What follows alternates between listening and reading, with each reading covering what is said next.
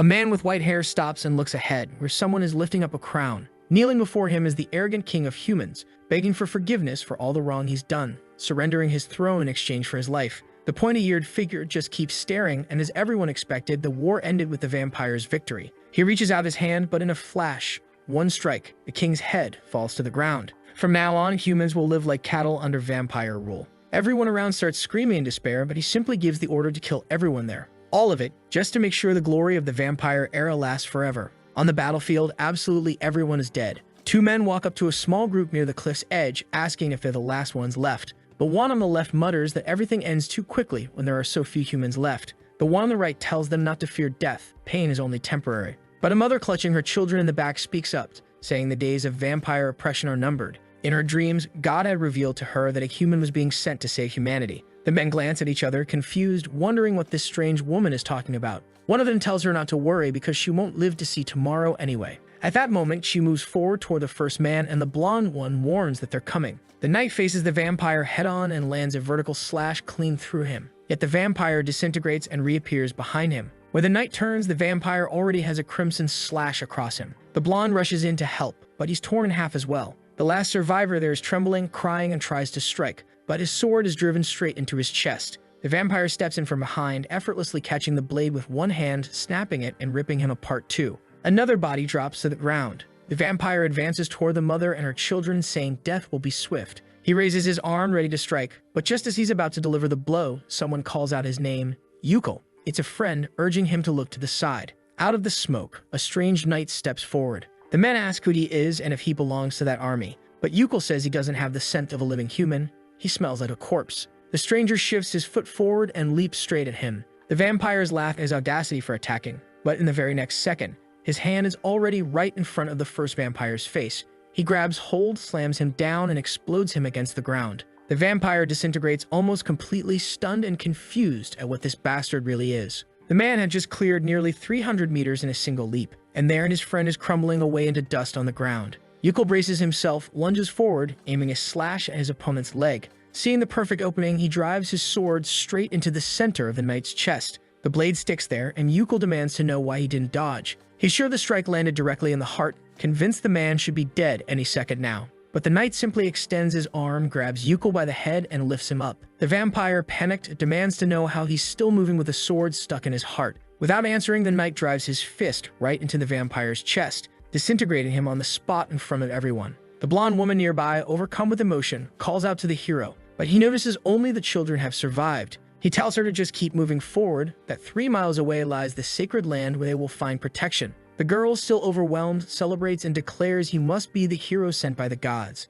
But the knight seems confused by this and begins removing his helmet. With nails in his chin and his entire head stitched together, he asks if she really thinks he looks anything like a hero. The children are frozen in silence. Then, as his nose slips off, he bends down to pick it up, and the kids scream even louder, calling him a monster before running off in terror. The so-called hero just laughs, saying that kind of reaction was to be expected. In this world, there's a rumor that circulates. The rumor of a knight, half vampire and half human, who cannot die. The scene shifts to some time earlier. A group of people dressed in plaid doctor robes find a man lying in the middle of an arena. One of them remarks how incredible it is he had died still standing in a fighting stance. Another asks if this is the one called Gunther, and the reply comes with certainty, yes. 228 battles in the arena, 228 victories, and not a single defeat. They knew he was the greatest gladiator of that age, but even the strongest human could never defeat the vampires. The bulky plaid doctor questions whether it's wise to entrust their future to a stranger like him. The man known as Aryan replies that he'll take the risk and believe in this fighter. He asks about the state of the corpse, and the response is that decomposition has already begun, but it can still be used. And then, wait, what's this? The female plague doctor, fierce and sharp, steps forward. She approaches the body, saying the times demand a hero, and that is why he will become immortal. The scene shifts again, to the boy standing atop a mountain of countless corpses. Someone praises his work, saying once again he has survived. Suddenly, he opens his eyes and sees all the plague doctors cheering in front of him, shouting that his eyes are open and asking if he can understand their words.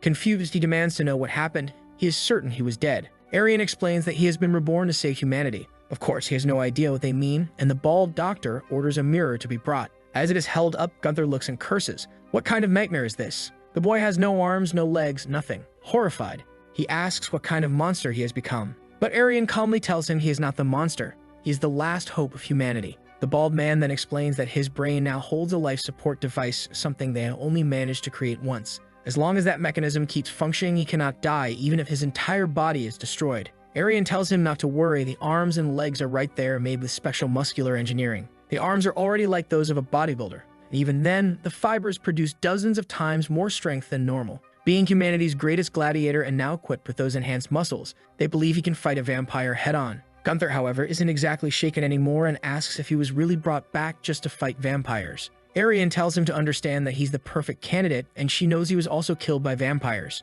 So for the sake of humanity, he should fight for everyone. Gunther replies that this whole save humanity thing sure sounds nice and all, but no. Still, he has one condition, so he tells her to get closer and listen. The bald one steps in, all excited, saying that whatever Gunther asks for, they'll consider. But Gunther traps the man with his stumps against his thigh, demanding they free him from this curse immediately. Arian calls for Reinhardt, but Gunther warns them. He became the strongest gladiator because he learned to kill without hesitation. To him, both humans and vampires were selfish, small-minded people, and being resurrected just to fight again in this state only proves how foolish they are. The one thing he values above all else isn't other people, it's his own life. That's why, if they don't want to see this man's head blown off right now, they'd better give him arms and legs and release him. Arian, a bit shocked, glances at the clock. Gunther asks what she's waiting for. Does she want the man's head to explode? She replies that he doesn't have much time left. Gunther, confused, presses her, and she explains he has about 4 seconds. When he asks what she means, something flickers in his brain, and apparently, he dies.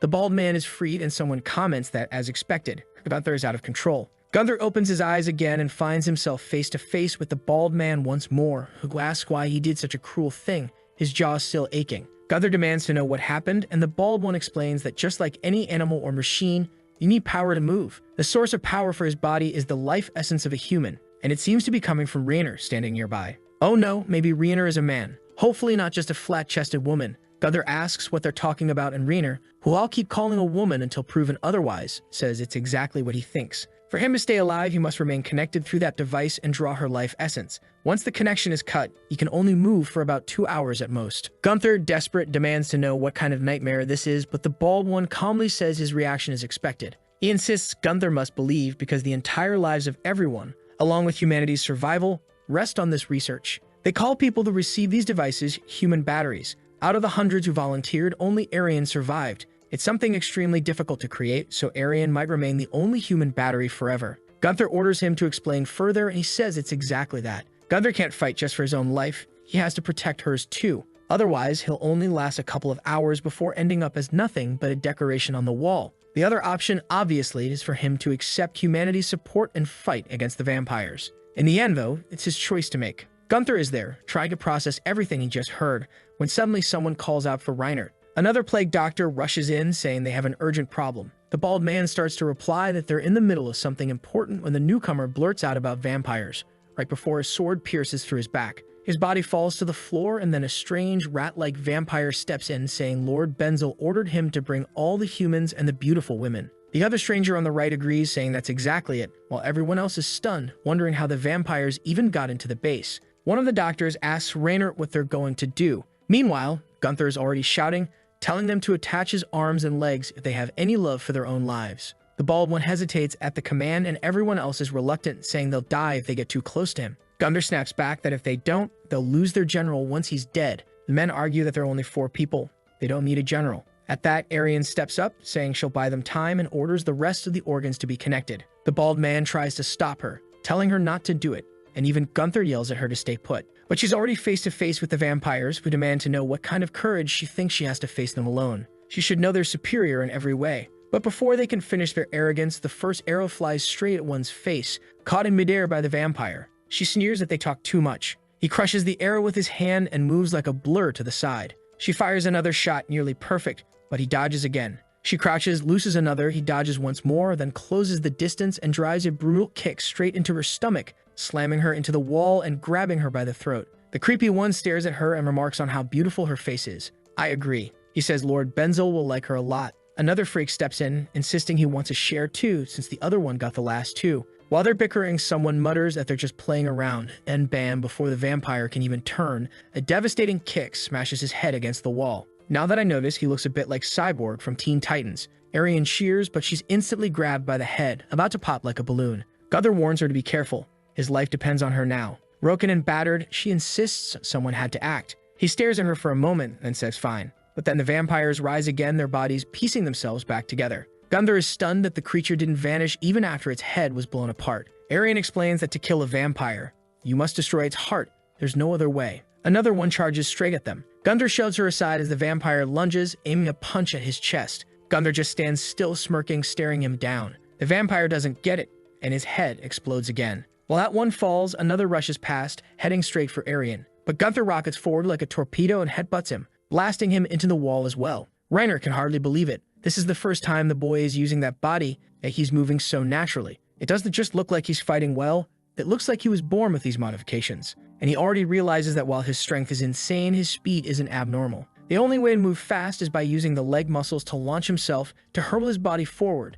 since his limbs themselves don't move that quickly. Strangely enough, in just a second, he's already adapted. Arian notices right away that he's actually enjoying the fight. Gunther seizes the vampire's head and says he's practiced enough with this body. The vampire, though, demands to know what he is. Do humans create some kind of monster? Gunther chuckles, saying those words are a little harsh. He was just born. He reaches out his hand to finish him off, but the vampire begs him to wait, offering a peace treaty, claiming he has something valuable. Gunther tells him to speak, and the vampire reveals that Lord Benzel is nearby. They are his creations, and as soon as they die, Benzel will sense their disappearance and appear right there. Even, he would have a hard time fighting that guy. Gunther asks why this so-called Benzel would bother avenging trash like him. The desperate vampire screams that it's because Benzel loves them. He's the only one in the whole world who loves them all. And besides, if Gunther just hands over that girl, Benzel will let everyone else go free. Gunther glances over and says he can let him take the bald one, but the girl is off limits. The vampire refuses, insisting he can't give up the bald man. Gunther replies that, unfortunately, negotiations have ended,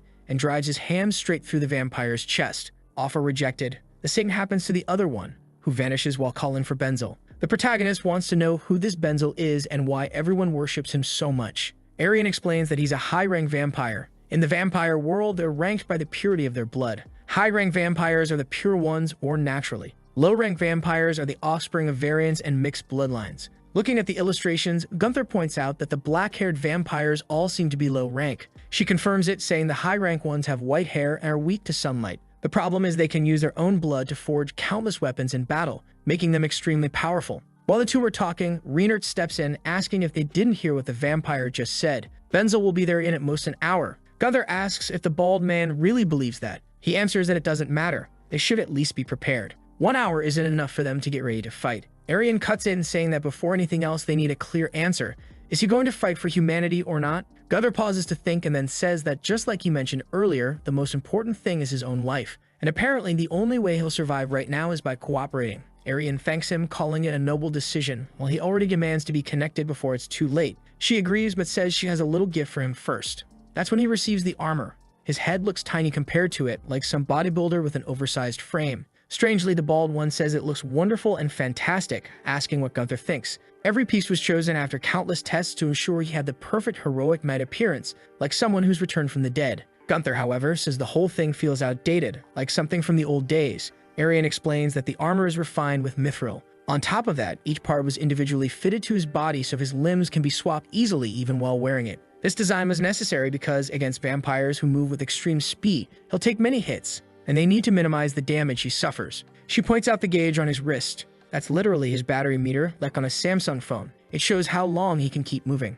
Since he's already hooked up through his head, the timer is set to 2 hours. Just then, the ceiling starts to rumble violently. Everyone feels the impacts from above, one after another, and Gunther realizes something massive is approaching. He warns them, saying it's something gigantic. But the bald one argues that those vampires died barely 40 minutes ago. Gunther just orders them to cut the connection and asks what the escape plan is. Arian explains they're in catacombs beneath his hometown, the place specifically chosen to create him. And that front door is the only entrance and the only exit. Gunther snaps that she should have mentioned that earlier. With no other option to deal with the crashing above, he puts on his helmet and warns her not to show herself no matter what happens. Now hidden behind the helm, his expression hardens as he glares at the entrance. From the doorway, out of the darkness, 3 bald figures appear, strange boys greeting them with a casual hey. Everyone is confused seeing those 3 approaching, but clearly this is far more terrifying than any normal person. Now that I notice, our protagonist really does have a bit of a Guts vibe this time. The strange vampires stand there smiling, saying he's the one who killed their family.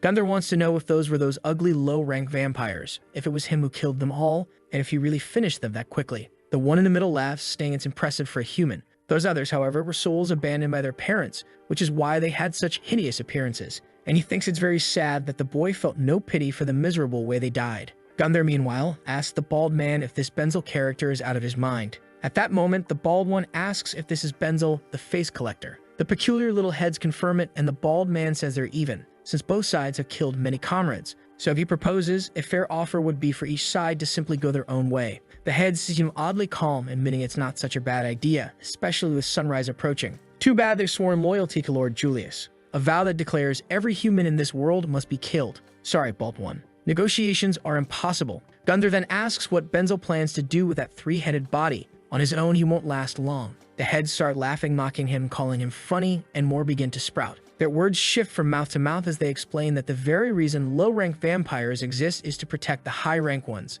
If sunlight didn't exist, they would truly be immortal. And their Benzel is right in the middle of all those heads, using them as protection against the sun. Gunther asks if that thing really is a vampire. Arian immediately realizes the obvious. All the heads are connected through blood, and now the name Face Collector makes perfect sense. Still, she's sure there must be some core managing all those connections. But before she can finish her thought, the heads lunge forward to bite. The impact hits like a magical strike, smoke rising, and of course, Gunther saves her. He can't lose the only person keeping him alive. He orders her not to just stand there and to run to safety. She warns him to be careful. If he doesn't figure out where the core is, the fight will be meaningless. He simply tells her not to worry about him and to focus on staying alive herself. Benzel moves toward another fallen body, ready to bite down with his heads. But Gunther steps in, slamming him with a brutal punch that leaves him dazed. Before he can even process what happened, Gunther follows up with another blow, hurling him into the air. He warns that if the core can't be found, he'll just smash everything until it shows itself. Reinhard is stunned. He's actually standing toe-to-toe with a high-rank vampire. As the severed heads crumble, Benzel marvels at his strength, saying it's incredible. He's never heard of such a powerful hero among humans. They question whether he really is human at all. Gunther replies that it doesn't matter, and drives another punch straight into the mass of heads. But suddenly, one of the heads bites into his armor from within, declaring that in the end he's been caught. The bite force of those jaws matches his own fists, meaning once they begin to bite down, there's no escape. Gunther tries to swing his other arm for another punch, but it too is bitten and held in place. In seconds, both arms and his legs are pinned down. Benzel sneers, saying he has a little gift for Gunther. He's about to experience the true hell that exists inside. The next chapter opens with an abandoned dump where a child is crying. More than obvious, that child longs for their mother and is calling out for help. But days went by and no one heard that desperate crying. Eventually, the child's cries came to an end. From that moment on, the child gave up on finding the warmth of family or anyone who might come to save them, and instead focused only on finding a way to survive. The heads were biting into Gunther's arms and armor, and he admits the bite force is incredibly strong. 2 or 3 heads he could handle, but there were hundreds, all latched onto his body. With his limbs immobilized, he has no idea how to break free. He imagines there must be something deeper down, but he can't even guess how many layers of heads are stacked below him. And if he fails, at the very least, he needs a backup plan. Then from the depths, someone declares that these filthy vampires will not pass. A voice shouts that he will defeat them all. Gunther is confused, but the mass of heads, once human, cry out that they haven't been defeated and will never give up.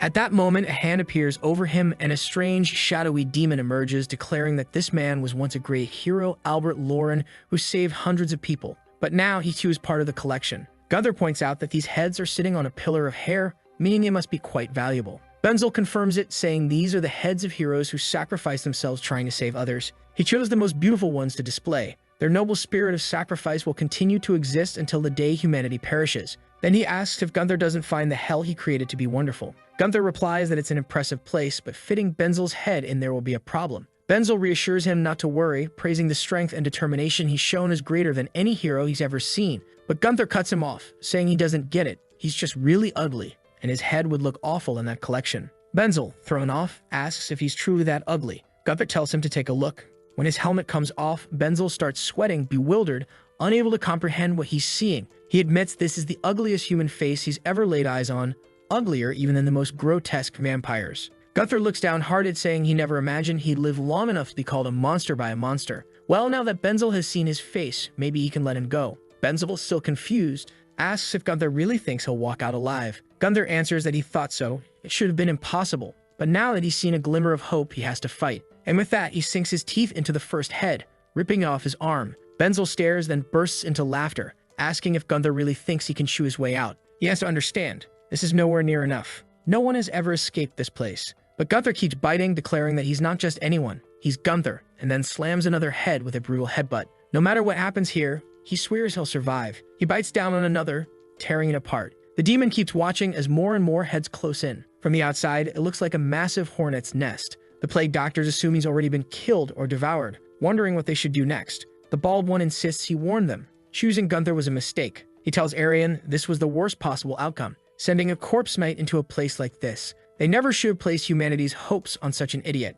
But Aryan points, telling them to look, multiple heads are falling. And in the middle of it all, suddenly Gunther bursts out with a devastating punch. Right then, the bald one shouts that he always trusted Gunther, the hero.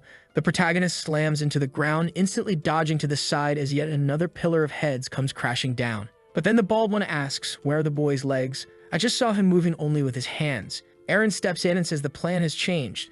There's no way they can win this fight in hand-to-hand combat. That's why they'll handle it differently, with Aryan carried on his back. The plan is to run until sunrise, but just as a head lunges to bite, he leaps while more like drags himself with his arms, trying to escape with her on his back. Aryan reveals she actually brought extra parts of his body along. She hadn't mentioned it earlier because he never agreed to their proposal, but some of those parts have been modified to serve as weapons. Gunther, however, thinks there isn't enough time to equip anything. Doing that might only cost them everything. First, they need to create some distance. He propels himself forward again. Now I'm not sure if we should call it a jump, since he's using his hands. That's a paradox. Hold on, I'll check with ChatGPT. And while ChatGPT says if you push off with your hands, that's technically a lift using the upper body muscles, not a jump. A jump only happens when you use your legs. Unfortunately, during one of those lifts, a demon catches sight of Aryan's face and grins, saying she's far too beautiful. Immediately, he starts running toward her in desperation, shouting that she must be part of the collection. Gunther, hiding nearby, mutters that it looks like she's gained herself a fan. How long until sunrise, he asks. She replies, if it's the same as yesterday, maybe 5 minutes. The good news is the exit is clearly in sight. They just have to wait for the chance and make a dash for it. But as they're hiding, the bald one and the other plague doctors are trapped behind iron bars, begging for help. Gunther says it's sad to see human lives about to end, but the truth is he's going to use them as sacrifices so he can escape. He tells Aryan this is the best choice for humanity's future, so she better not do anything foolish. But she stares at him, and he notices. She keeps staring, and he realizes she's about to do something reckless. Sure enough, she steps out from behind the pillar and calls out for Benzel, telling him she's been waiting for him. In an instant, the monster stops attacking the others and charges straight toward her. Gunther is forced to lunge with his arms, grabbing her and running, scolding her for doing something so stupid. Now that they're near the back of the chamber, there's no choice. They have to escape. He rushes toward the door, hurls himself forward, but snapping mouths rise up from below, nearly biting him. He slams into the staircase wall, then bolts upward as the swarm of heads chases after them, shrieking that they're thrilled by his courage. They say he absolutely must join the collection. Gunther keeps climbing, and Aryan warns they're almost reaching the sunlight. But then the heads grab hold of one of his arms again, telling him to become part of the collection once more. He snarls at them to let go, then smashes his own arm, using the recoil to fling himself upward. At last, he breaks free of the underground and faces the rising sun. But the moment he relaxes, Aryan calls out she's being pulled back. One of the heads sneers that in the end, they still managed to take one with them. And it seems that's true. Aryan is gone, while Gunther screams in despair. But one of the heads that touched the sunlight is reduced to ash. Nearby, vampires call out for Lord Benzel, asking if he's all right. He answers sadly that he failed to avenge his family because of that monstrous night. The deformed creatures reassure him, saying it's fine. The important thing is that he's alive. Their family's spirit will live on, and everyone will remain proud. But Benzel warns them that this enemy is not someone they can handle. They can't afford to lose more family members. He'll have to deal with this problem himself. And with that, he says he needs a few more faces. At that moment, one of the vampires says it's all right and announces they've brought 34 faces that are perfect for him. Another says he brought 7, another adds he brought 2. Benzel celebrates, praising them all, saying everyone is wonderful and that it was incredible work. Still, he admits this is the one he likes most. He tells Aryan to stay calm. Soon she'll be inside him. Together, they'll remain bound to each other until the very end of humanity. Meanwhile, Gunther is shouting, demanding that the bald one connect everything quickly. The bald man tells him to calm down. He never manages to do anything properly when rushed. Gunther snaps back, telling him to look at the gauge on his wrist. He's running out of time. Soon he'll freeze up, and that'll be the end of everything. So he asks, cool then they just grab someone else, turn them into a human battery, and revive him again. The bald one asks if that means Gunther wouldn't save her. Gunther chuckles, who knows maybe he wouldn't. The bald one explains that, unfortunately, it's impossible to create another human battery. The device inside him doesn't regenerate a corpse. All it does is supply power to a dead body, stabilizing it temporarily. That's why completely dead bodies can't be brought back, and normally full decomposition begins after 3 days. Gunther realizes that if he dies now, after 3 days his body will be too decomposed to restore. By then everything will already be gone. The bald man explains they were late arriving at the arena because they only received news of his death at the Colosseum after it was too late. The plan was to reach him before decomposition started, but unfortunately, that didn't happen. On top of that, creating a new human capable of serving as a battery would take years. In other words, if he doesn't save Aryan, he's dead too. Gunther, still confused, demands an explanation of how this device works and where it came from. But the bald one says he can't reveal that yet. As trust builds between them, he'll learn little by little. The protagonist begins to stand, asking where his right arm is. The bald one answers that it's something special. Since close combat against Benzel is difficult, how about having something for long range? Gunther grins, saying that sounds interesting. Place your bets, folks. Cannon, machine gun, grenade launcher, or something else? Make your mental bets and let's see who wins. My guess, cannon. Back with Benzel, the vampire is in a frenzy, trembling and crying, spreading his arms wide, telling the victim not to fear. It won't hurt. Blood trickles from his hand, crawling over the person's face, consuming it completely. Benzel declares that his blood is both his instrument and his will. The body collapses, headless. Another face has been collected. Smiling through it, he says his blood is his will incarnate. The people in the back are frozen in terror, afraid they'll be next. Benzel fixes his eyes on Aryan and tells her she's next. Finally, they'll become one. She just stands there looking back at him. He comments on her determination. Eyes filled with honor and fortitude show no fear, even in the face of death. He's eager to witness the moment when those same eyes will be consumed by fear and regret. But Aryan replies that the only truth that frightens her is that no one has ever managed to save his heart. Benzel twitches his fingers and admits she really is impressive. He's eager to see that same face repeat those words once he's inside her. He prepares his blood to advance on her when suddenly someone calls his name. Out of nowhere, another man attacks, saying he waited for Benzel to drop his guard for the perfect strike. He lunges in with a blade, but of course he's instantly immobilized. And you can't help but ask, why on earth did he call out first? He should have just gone for a clean strike. Benzel's followers apologize, saying they never imagined a knight would be among the faces. The captured man screams that even if he dies, someday a hero will succeed in ending Benzel's miserable existence. Benzel steps closer, saying he loves encountering a hero full of courage like this. It's truly a pleasure. When he sees that disgusting faith humans carry, believing someone will save or avenge them, he can't help but laugh. He then holds out his deformed hand, telling the man to look closely. It became like this when he tried to save people from a fire. He remembers vividly, staggering out of those suffocating flames, the agony of his flesh burning. And what did he gain in return? Praise for being a hero? Respect from others? He received that for a short while, but soon admiration turned to disdain and he was treated like filth. The hero shouts for him to stop lying. That story can't be true. But Benzel insists he can prove it easily. He wipes the blood from his face, revealing a melted, corrupted visage. The hero recoils in shock, and Benzel says that exact reaction is what everyone who once called him a hero eventually had. In time, he was no longer welcome anywhere.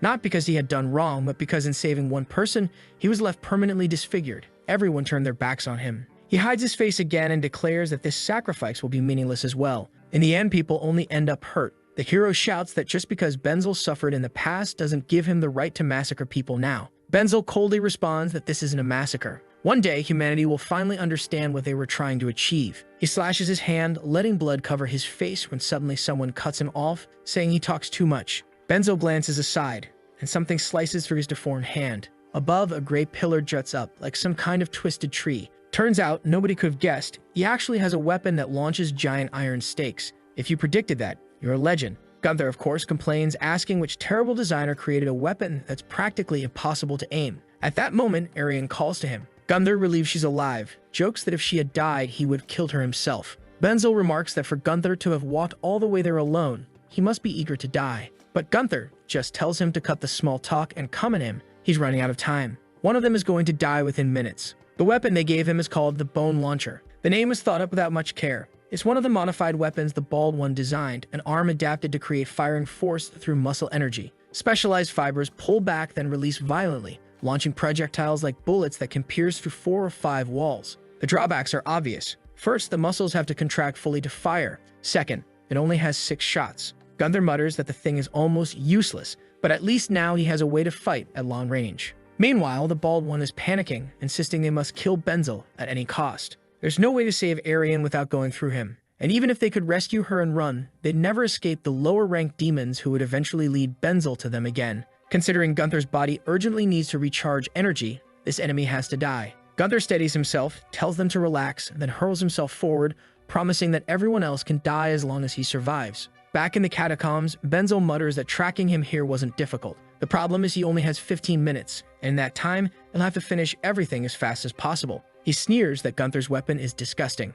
It didn't matter how powerful the shot was, Benzel boasted that with countless layers of protection, nothing would ever pierce through. But the moment he said that, Gunther fired, blasting a crater straight into the mass of faces. He admitted his aim was still bad, but soon enough he'd get the hang of it and strike the heart. Strangely, Benzel told his allies to protect the remaining faces. They protested, saying it made no sense. They should attack the boy and restrict his movements instead. Benzel agreed, but told them to be careful. Oddly enough, he really did seem to care about that, which was unsettling. The first two rushed in, vowing to destroy that strange weapon. Gunther warned them to stay away. He wasn't looking to fight them. Still, he smashed one with a punch, breaking him apart on the ground. But because the heart wasn't destroyed, the vampire reformed behind him, grabbing his neck and snarling that a disgusting monster like him could never kill him. Gunther gripped his head, retorted that he wasn't strong enough, then blew him apart, hurling his remains back into the sea of faces. He launched himself again, dodging an attack from Benzel while other vampires crawled up from below. He stopped for a second, turned, smashed one in the face with his fist, and followed it with an elbow strike into another, demanding to know why they weren't afraid of dying. The vampire dissolved, but instantly reformed again from the ground, grabbing his foot. He declared that they would always protect Benzel, because Benzel was the one who treated them with dignity. Their lives belonged to him. Gunther, baffled as to why they were acting like this, suddenly felt something. Benzel opened his jaws wide, clamping down on Gunther's head. The grotesque monster taunted that the boy seemed proud of his teeth, so this time he'd start with what mattered most.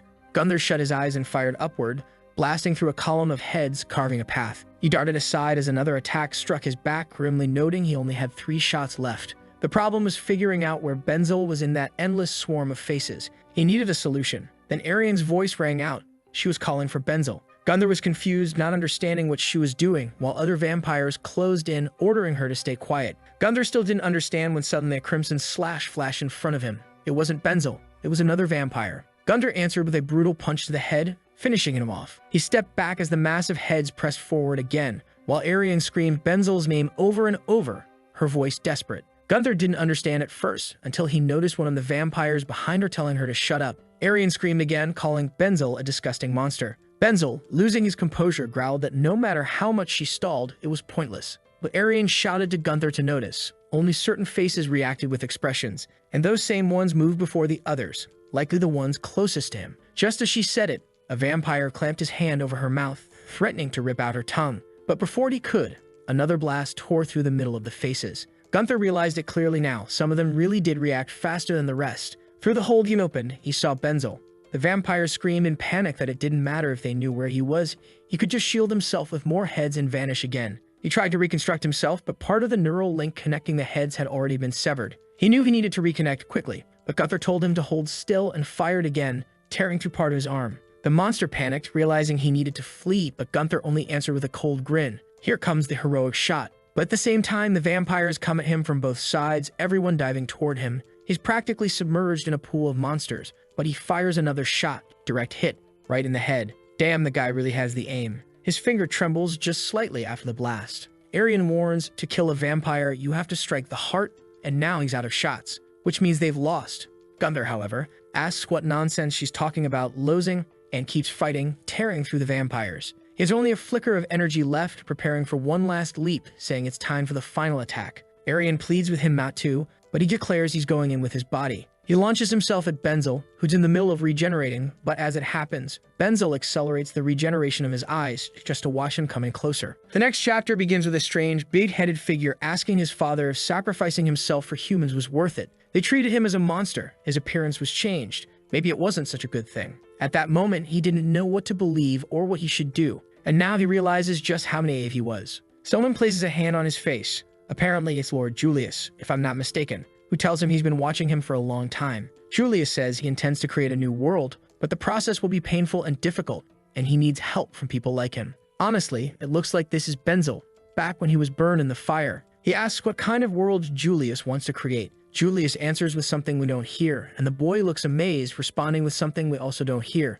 Then Julius stretches out his hands, telling him to follow this path with him. The boy lowers his head and agrees. Back to the present, Gunther has driven his fist through Benzel's chest, smiling as he declares that this time he's won. Benzel's final question is how Gunther can still be a hero, even with that monstrous face. And with that, all the other vampires, desperate and panicked, begin to dissolve as Gunther loses consciousness. Sometime later, a carriage rolls through the forest. Gunther wakes up inside it. No arms, nothing left, only that device connected to his head. Arian tells him to move carefully. That thing is important and must not break. She also thanks him for his hard work. Thanks to him, countless lives were saved. Reiner praises him too. He never imagined the boy, reborn so recently, would already be capable of killing a high-ranked vampire. Gunther asks if the others died as well. Reiner confirms yes. They were all linked by Benzel's blood. The protagonist immediately concludes that the easiest way to solve everything is to kill the pureblood vampires, since the rest will vanish. But Arian explains, unfortunately, the last pureblood vampire, Julius, disappeared after the Emperor's death. Gunther asks how strong this Julius is and what his powers are.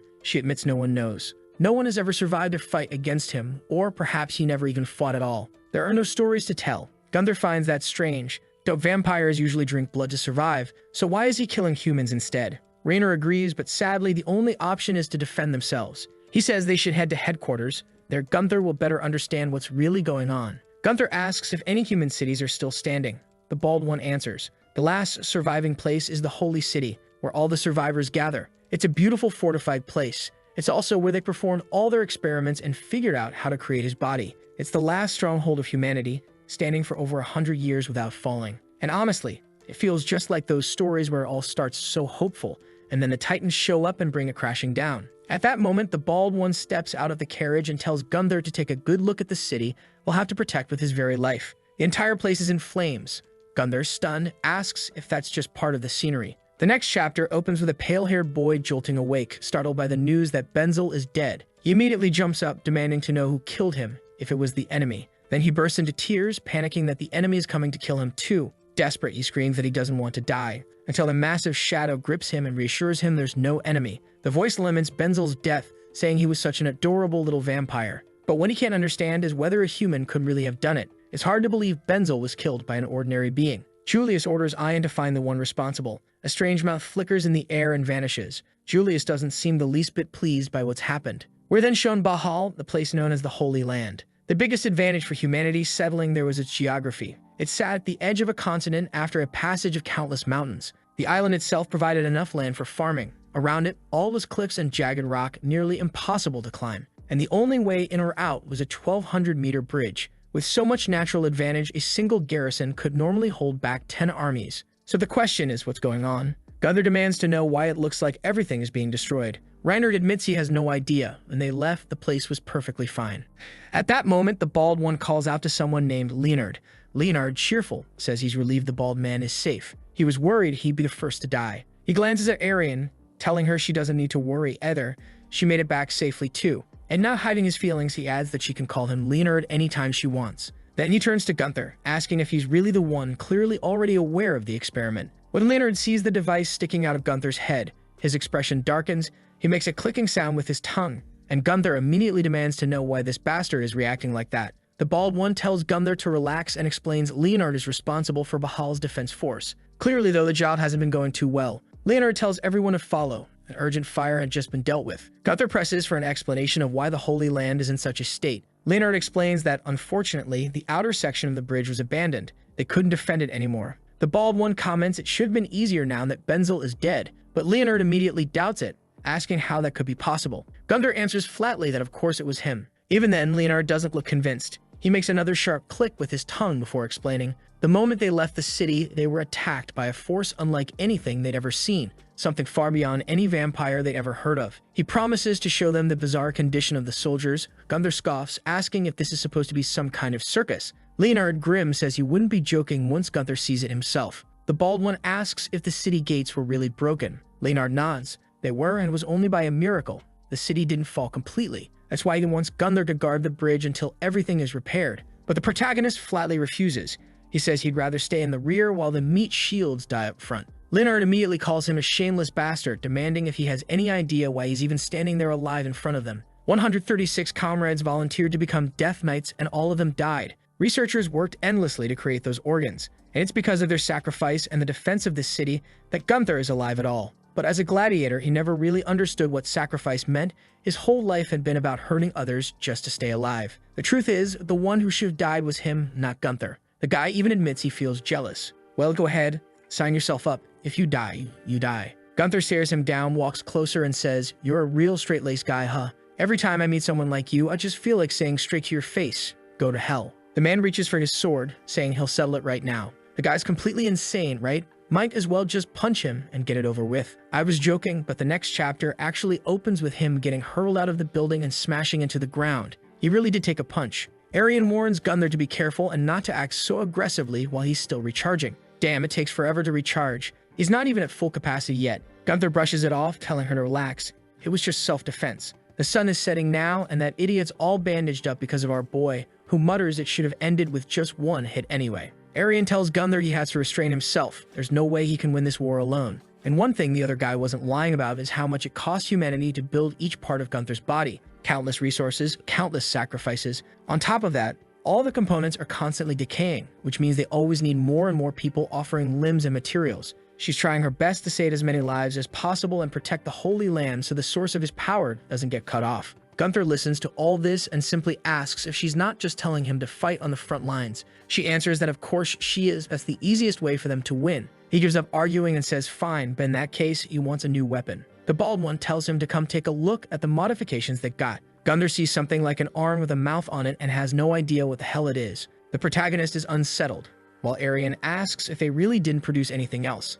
Leonard, who's suddenly acting all friendly, explains that they had to defend the city, so there wasn't time to make much more. Gunther, on the other hand, is furious, saying they should have made him a normal arm instead of this abomination of a mouth arm. But the bald man insists it's perfect. The bite force is immense. Plus, it comes with a flesh shield. That thing's insane. Arian explains that with his own willpower, he can expand or shrink it at will. And obviously, it's tougher than any other part of his body, even resistant to fire. Gunther, though, says he'd rather have something like that bone launcher. Now that was badass, even if it only had 6 shots. But Arian explains it took 6 months to build that one. Every weapon requires an absurd amount of ingredients and human effort. And aside from that, they still desperately need arms and legs. The rest of the materials are somewhat easier to get. Gunther asks if they really have nothing else. She replies, unfortunately, it's wartime. At the door, Leonard says he has to return to protecting the city and wishes them both a good evening. After that beating, he really is acting polite now. Later that night, Gunther is holding a sword, muttering that finally he has something to get him ready for the fight.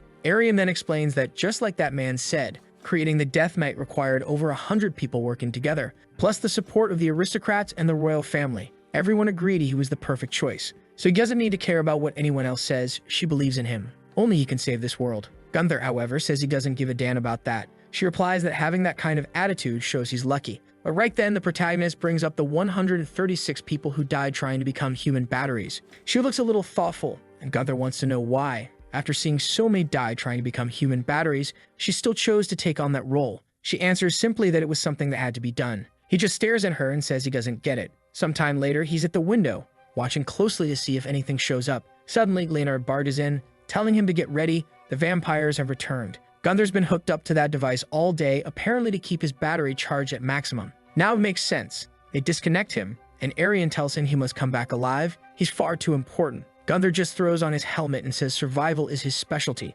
Shield activated, he now looks every bit like the Death Knight, warning that whatever comes out of the shadows, he'll tear it apart. From the forest, a twisted creature emerges, wondering why today's audience is only one person. Gunther stares, curious why the thing's body is so contorted and why it moves so sluggishly. He immediately crouches, preparing to launch, and hurls himself forward faster than a vampire. He intends to end it in one strike. But the monster, still at a distance, greets him and declares that to please the audience, he'll give his very best. He calls out to someone named Evelyn and says the first act of the performance is about to begin. The King of Pigs and he's cut off mid-sentence by Gunther, who slashes forward, claiming victory. The problem? His blade didn't cut anything. The strike was perfect. So how the hell did this thing dodge? The creature starts crying, asking why Gunther is being so rude. He should have followed the proper performance. Then a boy twisted on the ground calls out that it's the show of the King of Pigs and the dwarf, and it's time to begin. He slits his hand, blood rises, and out of nowhere, a circus tent materializes. Gunther realizes Leonard's words about this being like a circus were literal.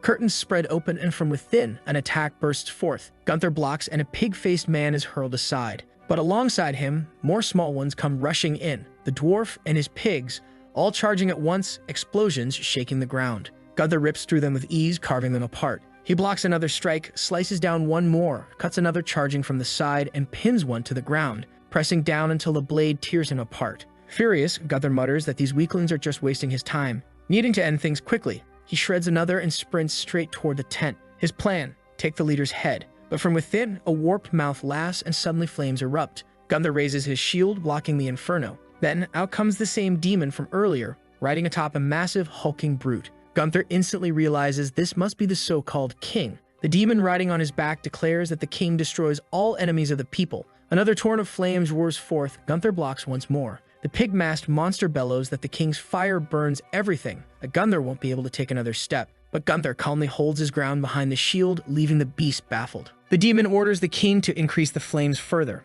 The fire intensifies, but Gunther only asks if they seriously believe that's enough. He hurls his sword spinning like a boomerang into the king's face. In the very same instant the beast flinches, Gunther rushes through, smashing them both apart with a devastating punch. He catches his sword on the other side and remarks that he expected this fight to be tougher. Yeah, he absolutely demolished them. But true, when the creature first appeared, he called this the first act. Gunther smirks and says to bring on the second performance already. He keeps walking through the Tevin Till. At the far end, he finds what looks like a sword with something attached to the tip. Around him are all kinds of equipment that look like torture devices, and he remarks that the decorations here are quite charming. The demon, crying, thanks him, stammering that he's not used to anyone ever reaching this second performance. That's why he had prepared it so carefully. Gunther slashes again, but once more, his blade doesn't touch anything. He curses, wondering what kind of body this monster has that he can't land a hit. The vampire slits his hand, saying it's time for the second performance. Blood merges with his body as he announces the clown's confession of suffering. Evelyn, fully transformed, he tells Gunther to enjoy the show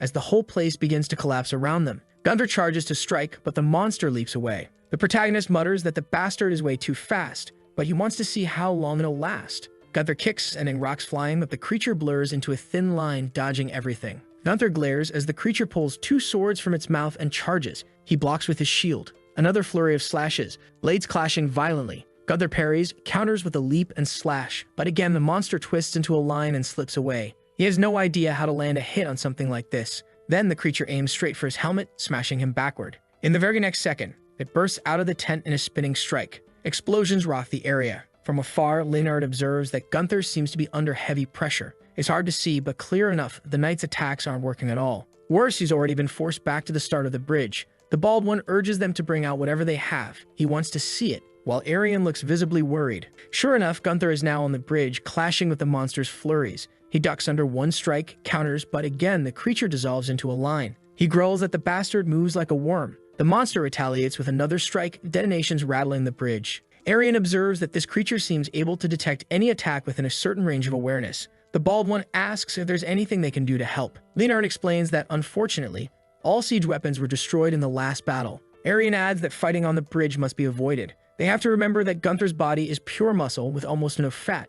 If he falls into the water, he'll inevitably drown. Then comes another strike. Gunther is thrown off the bridge. At that exact moment, Arian shouts that if he falls, it's over. But instead of plunging into the river, only rocks splash down. Gunther managed to jam his sword into the bridge's edge, stopping his fall. Still, he knows if he goes into the river, the raging current will make escape nearly impossible. As he climbs back up, he glances at the gauge on his arm. Time is running out fast. This fight will be brutal. From above, the monster smirks eerily and descends toward him. Somehow, Gunther manages to vault back up onto the bridge, but his arm is gone. When did that happen? Maybe during the king's fire earlier, when he charged through? It must have been destroyed, and that explains why he hasn't used his shield in a while. The twisted creature grins, saying Gunther is strong, far stronger than the last ones. But now it's time for Arian and the Bald One to act. Both call out to Gunther, issuing a direct order: retreat. If there's one thing Gunther knows how to do, it's survive. In an instant, he's already sprinted back through the gates inside the castle. The doors slam shut behind him. He immediately asks if they came up with any ideas during the fight.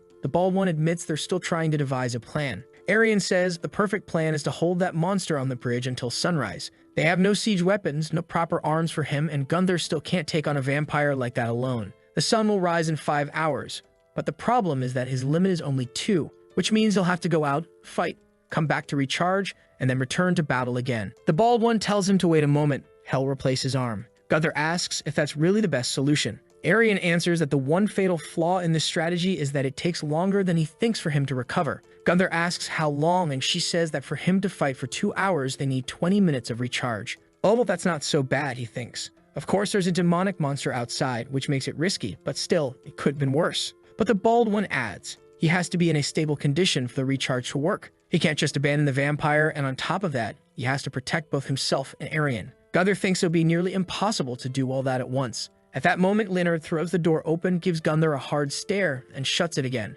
Turning to the soldiers, he orders them to hold for at least 20 minutes. No matter what, Gunther mutters that this guy's lost his mind. He must have seen him fight that vampire, so he should know there's no chance at all. In 20 minutes, everyone will be dead. Reynard responds that they already know that. Even so, they're chosen to fight and protect the city. The soldiers stand there, trembling, but with shields and spears raised at the ready. And Leonard delivers the epic line, "If we don't burn here and now, then who else will drive back the darkness?" The door bursts apart and chaos erupts. Outside, soldiers scream desperately, shouting to hold fire, shouting to attack, while blood seeps in under the door. At first, it looks like Gunther is laughing, but no. He's just standing there with his eyes shut, trying to hold himself together. Outside, the soldiers are being torn apart. Leonard falls to the ground, and a monster looms over him, about to strike. He raises his shield, head being crushed, but still blocks the first hit. The monster goes in for a second strike. And then Gunther tears through the wall, firing his bone launcher arm, clamping down with that monstrous bite. "You let yourself get distracted," he growls. "Didn't think an attack could come from the wall, huh?" Leonard, shocked, demands to know what Gunther is doing there. He just started his recharge. Even the bald one is impressed that the single-arm strike worked. Gunther thinks to himself, everyone knows he can't hold this fight here for long with all these people around. It only took him 5 minutes to recover. He can keep this battle going until morning. That's because he's going to drag this monster somewhere else. With that, he hurls himself off the bridge with the creature, crashing into the sea below, declaring that now neither of them will escape. Underwater, he grips the monster with one arm, hammering punches into its stomach. He laughs, asking what the bastard thinks of fighting in a place like this. He swears he'll crush its heart with his bare hand. The monster thrashes, coiling around him like a snake, stabbing its sword into his arm. Because of the human battery connection, his first limb is easily torn off. The mouth arm snaps a chunk of flesh before he takes another stab, this one straight through his gut. Both of them scream, thrashing the black water. The monster tries to swim upward, but Gunther surges from below and bites into its stomach. He snarls that this alone won't be enough to kill it. With that bite, the creature's heart is exposed.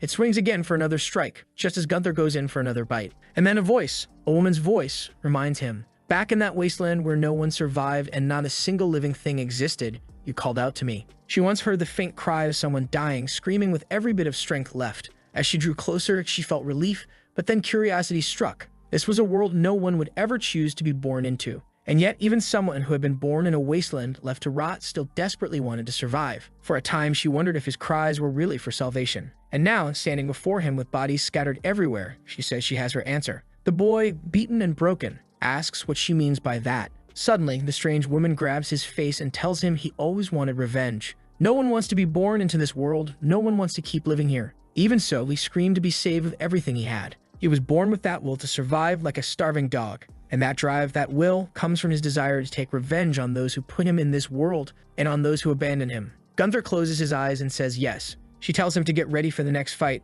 He'll have to prove his will. Suddenly, someone calls his name, and all that's left is his head, grinning with that crazy smile. It looks like he really did die by drowning. But luckily, because his head was severed and the brain remained intact, he's still alive. His body was too heavy, packed with muscle to be recovered, but his head floated. Arian picks him up, thanking him for still being alive, while Leonard tells him to hurry, because the fight isn't over yet. Damn, only the head survived. Give the guy a break already. Reinhard is shocked, seeing just his head being revived, reacting strangely, trying to make sense of what Gunther is saying. Arian calms him, explaining he can't properly speak without a torso. The new body is almost finished. He just has to wait a little. Still, his head twitches unnervingly. Sometime later, he's restored and mutters that the last fight was boring as hell. He asks if more vampires showed up. Leonard says no, that thing is probably still alive. Gunther insists that's impossible. He bit through the creature's heart. Leonard replies that he wants to believe it too, but where they found Gunther's head, they also saw footprints leading out of the water. He followed the tracks and found a strange carriage, likely belonging to vampires.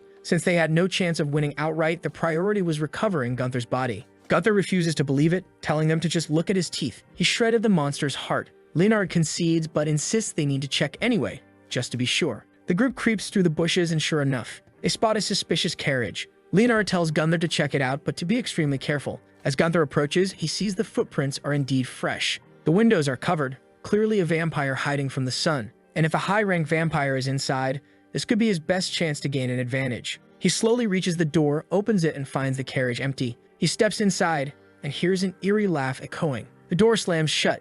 In the same instant, something lunges at his head from the side, but he blocks it. A brawl erupts in the dark. He can't see a thing. One of those small knife-wielding dwarves knocks him outside, and Gunther orders the others not to interfere. Another strange one appears, carrying a little shack on his head, announcing that the slayer of the Pig King has arrived. Gunther demands to know why they're so weak if they're vampires. The creature explains they struggle to walk and fight because they are all failed births. Worse still, some are failures born from other failures, twisted upon twisted. Gunther sneers and he doesn't care. He throws one aside and declares it's time to wipe them all out, because they kill humans without hesitation. The one with the little house on his back trembling says it's fine. Just follow him and he'll lead the way to the final performance. Gunther follows, surrounded by countless others watching. He mutters that the squealing pig noises they make are ridiculous, especially since they're not even pigs. The creature explains that it's because they weren't created as humans but rather as plump pigs, which is why they sound like that. He pulls back a curtain and announces it's time to see the most beautiful creation of them all. There she is, the strange one, Evelyn. Gunther steps in, glaring, and she greets him by saying the audience has arrived.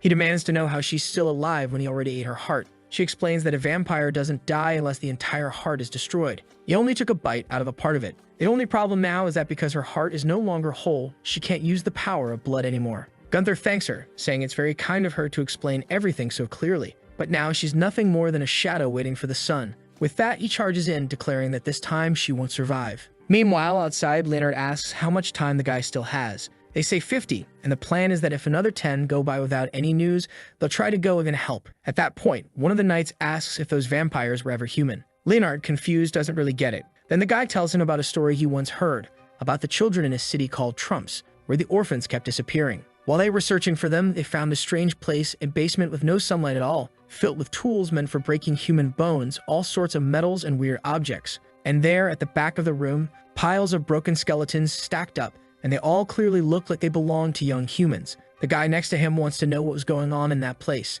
The man just explains that he heard products were being manufactured there. Apparently, they were making and selling bizarre humans, and the smaller and more deformed they were, the more expensive they were sold for. The guy says it's ridiculous. Who would buy something like that? The chemist answers that it was just gossip, he has no idea, but rumors said it was probably wealthy merchants and nobles. That's because having a servant who was extremely small was like a symbol of power, as if it were a jewel, some kind of rare material. The man says he gets it, but why would anyone do something like that to a person? The other explains that maybe it was because they already had everything in this world, and unless it was something unusual and rare, they didn't want it. The end of the story says that some of the survivors from that place were sold to a circus. He thought it was an exaggerated story, nonsense really, but maybe those there had been the victims. Then he drops the heavy question and asks the captain if the barrel they're protecting, the people behind that bridge, are they really worth it? And man, while they're lost in this whole philosophy, the protagonist smashes the door down with his sword. The vampire jumps and says they suffocated him, scraped him, and broke his bones. The horrendous pain never ended. Even when he cried and begged to be killed, they ignored him. Until one day, suddenly, they let him go and told him he was free. He asked why. Why all that torment, all that pain, all that time? And why, out of nowhere, he was given that so-called freedom? That's when the man with the feather in his hat said, "Evelyn, the trend has passed." Damn. Evelyn laughs, then her face hardens and she stares at him again. She says she wants to ask one last thing. What's the trend now? Stories with systems and stories with a protagonist who blows money on women. That's what's popular. Anything else, she can be informed. Gunther says that for him, the trend is, no matter what happens, he survives in the end. It's the story of a man. The whole scene with Evelyn first shows her face silent, then her reaction, saying it's something difficult. Yes, definitely a lonely performance. And man, the carriage is shattered, sunlight hits, and she's completely turned to ashes. Damn, it ended a bit anticlimactic. But I think that was intentional, just to leave us heavy with that psychological weight. Meanwhile, back in Bahal, they're talking about how it looks like he already killed 2 high-ranking vampires. And according to what people say, there are about 6 more around Bahal. Knowing this, the guy says he's really going to have a lot to face. A scared one comments that they're going to have to help him because, yeah, he won't be able to handle it alone. But the stubborn one tells him to stop being crazy. Why should he care about those people who aren't worth anything? Besides, they had a natural fortress connected to the continent. Their side past the sea had a much better chance of surviving. Not to mention, vampires hate water. Has he ever heard of a vampire swimmer? And right at that moment, they hear a thud, then another thud, and the guy asks what that is.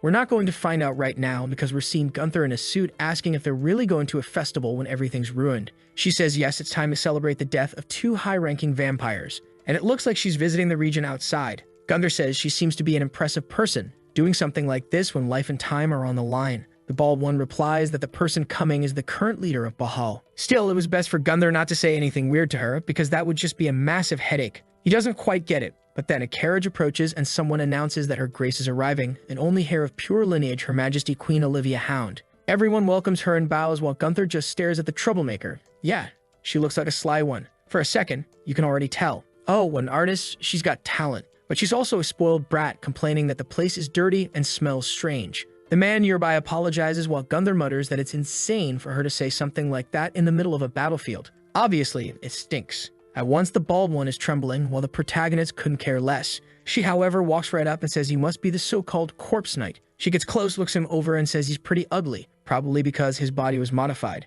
Still, she heard he already took down 2 high-ranking vampires, and she personally came to praise him for everything he's done. One of the men beside her claps, saying he's an example, fighting that hard for the people and for the queen's heart. She thanks them for the compliments but says it's better to go inside and get away from this filth. Inside one of the houses, cobwebs everywhere. She still complains that the place is dirty. "Oh, Queen, I honestly can't wait for you to get knocked around, then saved by our corpse knight, only for him to be such a Chad that he smacks you right on the head." The brown-haired man says everyone will be punished harshly for the mess, but she answers that it's fine, it's wartime, and she'll be generous and just this once understanding. At that moment, she calls for Gunther and asks what reward he wants. Arian answers instead, saying what they really need are more men and materials for support. She reminds everyone that countless nobles and royals had doubted the corpse knight, but now that the plan worked and this is a way to bring an end to the war, they need more help to sustain everything. That's why she asks for total support now, so they can take large steps toward peace. The queen, though, glances at her and asks if she's an Aryan.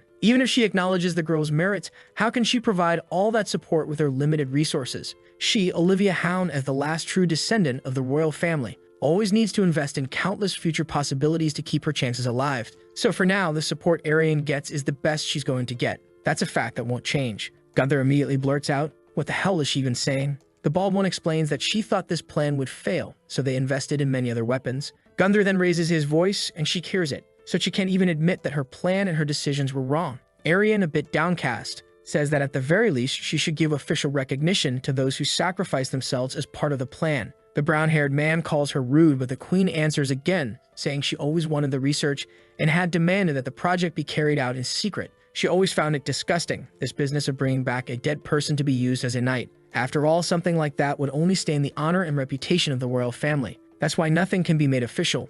Otherwise, the knight's existence would become public, and that would be bad for everyone. She then declares the reward will be the title of Count, along with the fertile territory down in the southern region. The odd fellow beside her pipes up again, praising the queen as incredible, flawless in her judgment. And man, then she stretches out her little hand and says to come closer and give it a kiss if they accept the reward. Gunther glares and mutters he can't stand this nonsense. In a situation where no one knows if they're going to die today or tomorrow, she's there rambling about honor and pride. Looks like they brought in some crazy woman claiming to be the queen. Humanity's doomed. The guys in the back are all apologizing to Her Majesty while telling Gunther to shut up. And now the queen herself starts to lose it and orders the protagonist to shut his mouth. Oh no, now I'm rooting for her to get beaten to death by a vampire, while Gunther just stands there laughing in her face. Then 2 men burst through the door and Leonard warns that danger is coming. A massive creature was heading straight for Bahal. Outside, watching, the bald one tells Gunther not to lose his mind, but Gunther replies that everyone's going to die anyway, including himself, so he's not about to respect that weird woman. Arian doesn't even care, she just wants to know if it's true Toronto was destroyed in a single night. The blonde guy answers yes, that thing showed up in an instant and wiped everything out on the spot. Just a few punches and nothing was left. Gunther says it doesn't make sense. Talking about strong punches like that, they're supposed to be talking about a vampire. But that's when the bald man starts trembling, asking what the hell that thing was looming on the horizon. Dear God, it really was a Titan. Attack on Titan, here we go. Our boy's about to turn into Eren Yeager. Maybe every short guy's dream can come true, connecting those 50-meter legs. Of course, with each step, everything was being destroyed. And the protagonist asks if the meaning of the word vampire hasn't gotten a little twisted. How could that thing be a vampire? Arian explains that a vampire is just someone who uses the power of blood, and as far as she knows, high-ranking ones with enough strength and willpower can do whatever they want, shape and change whatever they want with their blood. That vampire was probably the one known as the Iron Titan Miranda. Look at him even kick down the capital's walls. Obviously bastard, I caught the reference. And of course, no bullet, no weapon. Nothing worked against that skin of his that looked as hard as steel. She'd already heard the rumors, but seeing him face to face like this was terrifying. Gunther comments that for someone nobody had ever actually seen,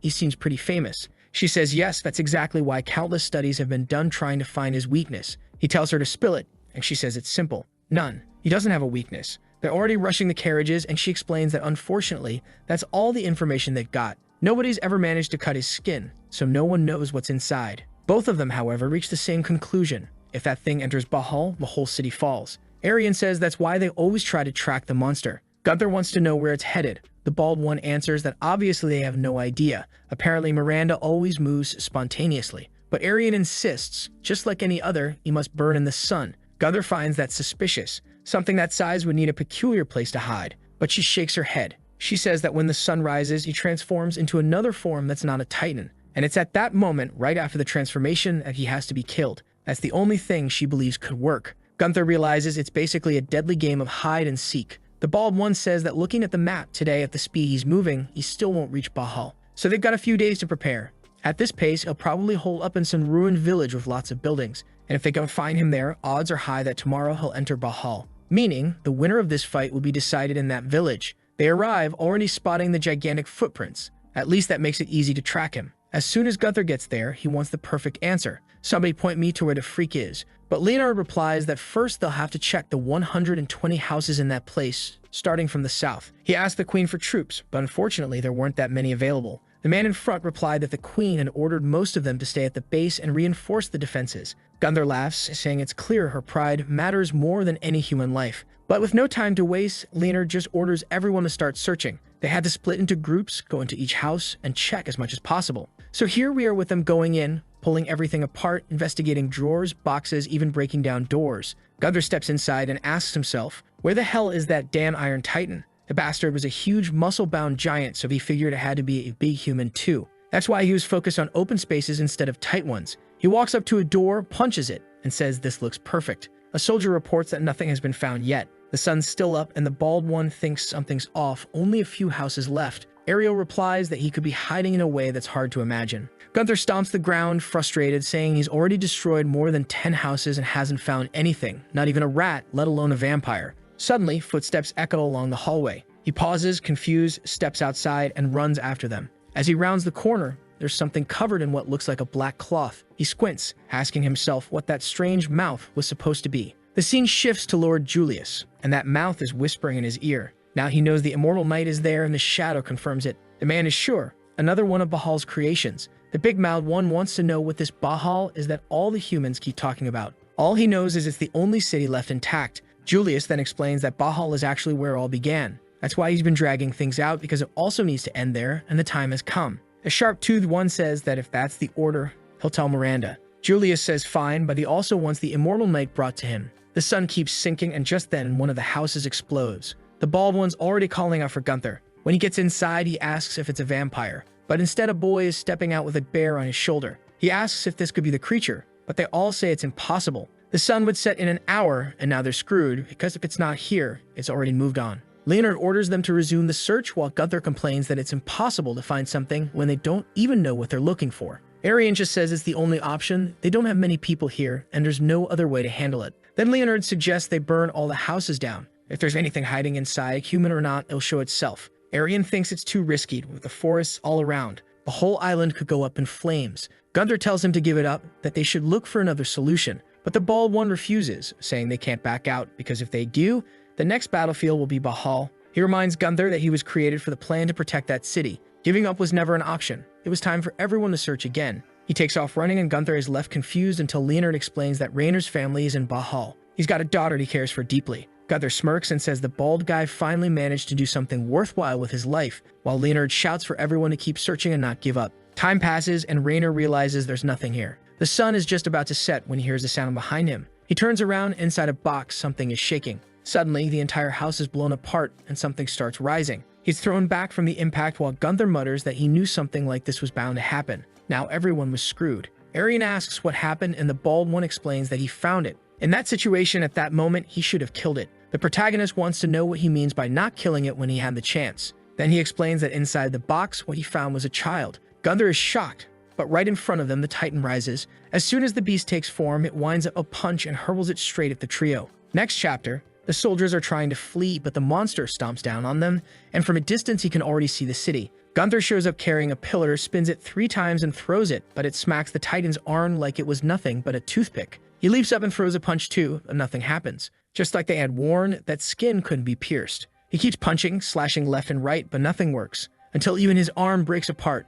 Then the monster shifts, raising its hand to smack him down, but he dodges. He keeps climbing up its arm, thinking that no matter how strong something is, everything has a weakness. Another strike comes, the beast claps his palms together, but he slips out again and keeps climbing. Still, in the middle of this chase, he suddenly loses his grip, and the Titan manages to catch him by the foot. Looking straight into its eye, Gunther wonders if this is the spot that might be exposed. But then, damn, the monster flicks him, and the kid is completely disintegrated. At the same time, the Queen sees the Titan approaching. It was effortlessly crossing the ocean. The Queen declares there's no such thing as an immortal vampire. She hasn't met any high-ranking ones, but she's seen plenty of low-ranked vampires killed by normal people. That's why she says they don't need that filthy night. Oh, Queen, do us a favor and die in as much pain as possible. Then SIP member 1 shows up saying all the adjustments are complete, and they're ready for launch. They have built a massive wall of spear parts. But really, if one spear doesn't pierce, throwing 50,000 of them won't change anything. 50,000 spears still won't go in. The man insists they have 100 gigantic arrows with the tension force of 100 horses. The monster's skin would be pierced easily, and its heart ripped out. They'd win without leaving a trace of it. The Queen laughs, saying that the moment it falls, everyone will recognize her as the true emperor, the one who rules humanity. She orders everyone to witness the power of the royal family. Raising her hands, glaring ahead, she commands the shot to be fired. Meanwhile, the others are gathering around what's left of Gunther, and the bald man says he can't believe it. Is this what remains of humanity's hope? He tells himself he should have been more resolute. If he hadn't hesitated for a single second, none of this would have happened. He's right. He has a daughter in the city, and he hesitated to kill that pale kid in the box. Arian looks sad over Gunther when suddenly something drops beside them. It's a piece of his head with a little hand, trying to say he's still alive. That's when they realize he had been up in the tree this whole time. Arian thanks him right there, saying she's glad he survived, while he, poor guy, can't even speak. Soon they're in the carriage, with Gunther asking for new parts.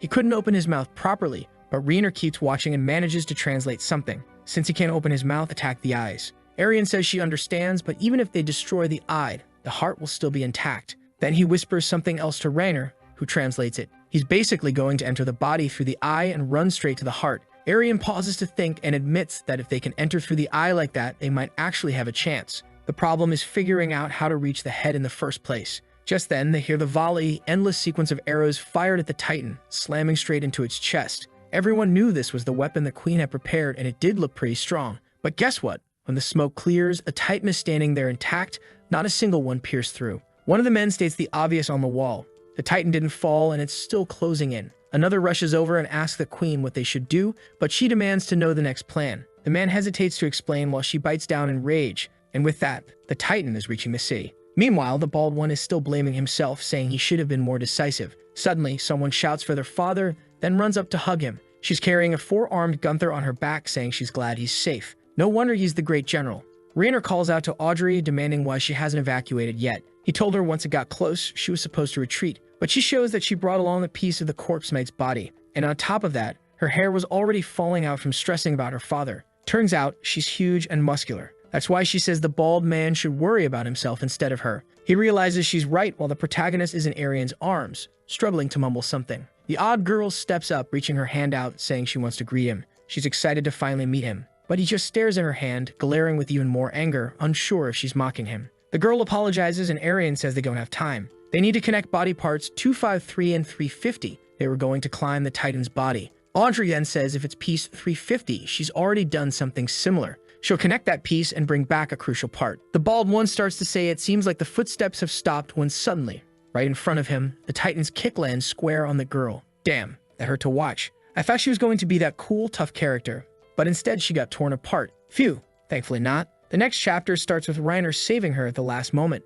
The problem is he's about to fall himself and the spot he's clinging to is breaking apart. She yells at him to stop being crazy, to take this part of the corpse, the most important one, and deliver it to the knight. The place where they're holding on is collapsing, but then man, the protagonist, a hero. He clamps onto the piece with nothing but his mouth, biting down on the bald man's arm. That's all he has left, a head and one arm. He's making garbled sounds while the bald man doesn't understand. All the while, the Titan is advancing, tearing through the city. People are being evacuated and Leonard orders everyone toward the edges of the island. That's when the Queen shows up, asking how long his men can hold out. He answers that at this rate, they won't last through the night. She asks about the corpse knight, and he says it looks like they're preparing to fight the Titan in a different way. The Queen remarks that by the looks of it, everyone's going to die anyway, since this is an island with just one way in and out. At least if no one's left alive, there will be nobody around to judge her. which in the end wasn't so bad, was it? Somebody please kill her, that's all I ask, is probably exactly what Leonard's thinking right then. The scene shifts to the production area, and our boy has a giant frog hand piece clamped in his mouth. He latches it onto the bald man's head and sucks it into place. He says at least the adhesion works really well. Rainer explains that it's a weapon made from the arm of some lizard beast, meant to stick so he can climb. Meanwhile, the bald man thanks him for saving him. Gunther snaps back that he didn't save anybody. What he saved was the body part he needed. He couldn't care less if the bald guy had died, who now had a huge scar on his head. The bald man just mutters that Gunther is always like this. There must have been a moment when he remembered being happy in the presence of someone else. He looks up and asks, "What the hell is this?" and wants to know if he's joking. His relatives didn't even have the courage to kill him, so they just tossed what was left of the fetus into the trash heap. Or maybe he should have been happy back in the arena, where the only choice was kill or be killed. A place where the only value his life had was the money people bet on the winner. He tells him to stop being funny, because there was never anything happy or interesting in his life. Up until now, the only people around him were either trying to kill him or trying to take him down. And yet, even so, he survived. Because even if the entire world wanted him dead, he would keep fighting and surviving. Nothing in the world was more valuable than that, so he wants to compete and see who's still alive in the end.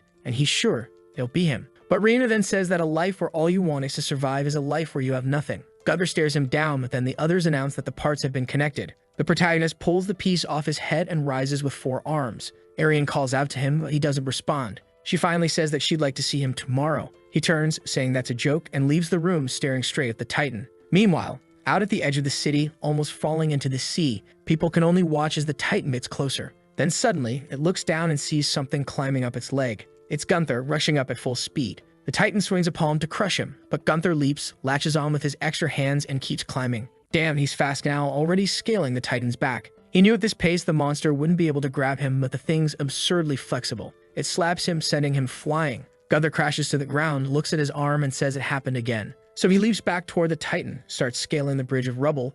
The beast swings a fist, but he jumps, steps off a falling stone, and launches upward. He grabs hold again with the lizard hand piece, but the bastard manages another blow. He dodges underneath, moves along the other arm. More swings come one after another. He slips around, but now it looks like he's been slammed into the ground. Except not, because when the monster punched, he clung to the edge of its hand. And there, under the strike, he notices something strange, like a hidden spot beneath the island. He doesn't understand why something so odd is there, but his thought is cut short as the beast shakes its arm violently, flings him to the ground, and comes down with another crushing strike. From afar, Arian calls out Gunther's name. He's already lost a leg. Gunther, stop losing limbs already. Another strike rips through the city and slices off one of his lizard arms. The creature glares down as he screams in desperation, clinging on until finally he reaches the Titan's nape. At that moment, all he needed was for the monster to be distracted for just a second. And right then, the Titan, about to grab him, suddenly turns its gaze aside as if it saw someone or something. It freezes for a brief moment, and that's when Gunther hurls himself upward,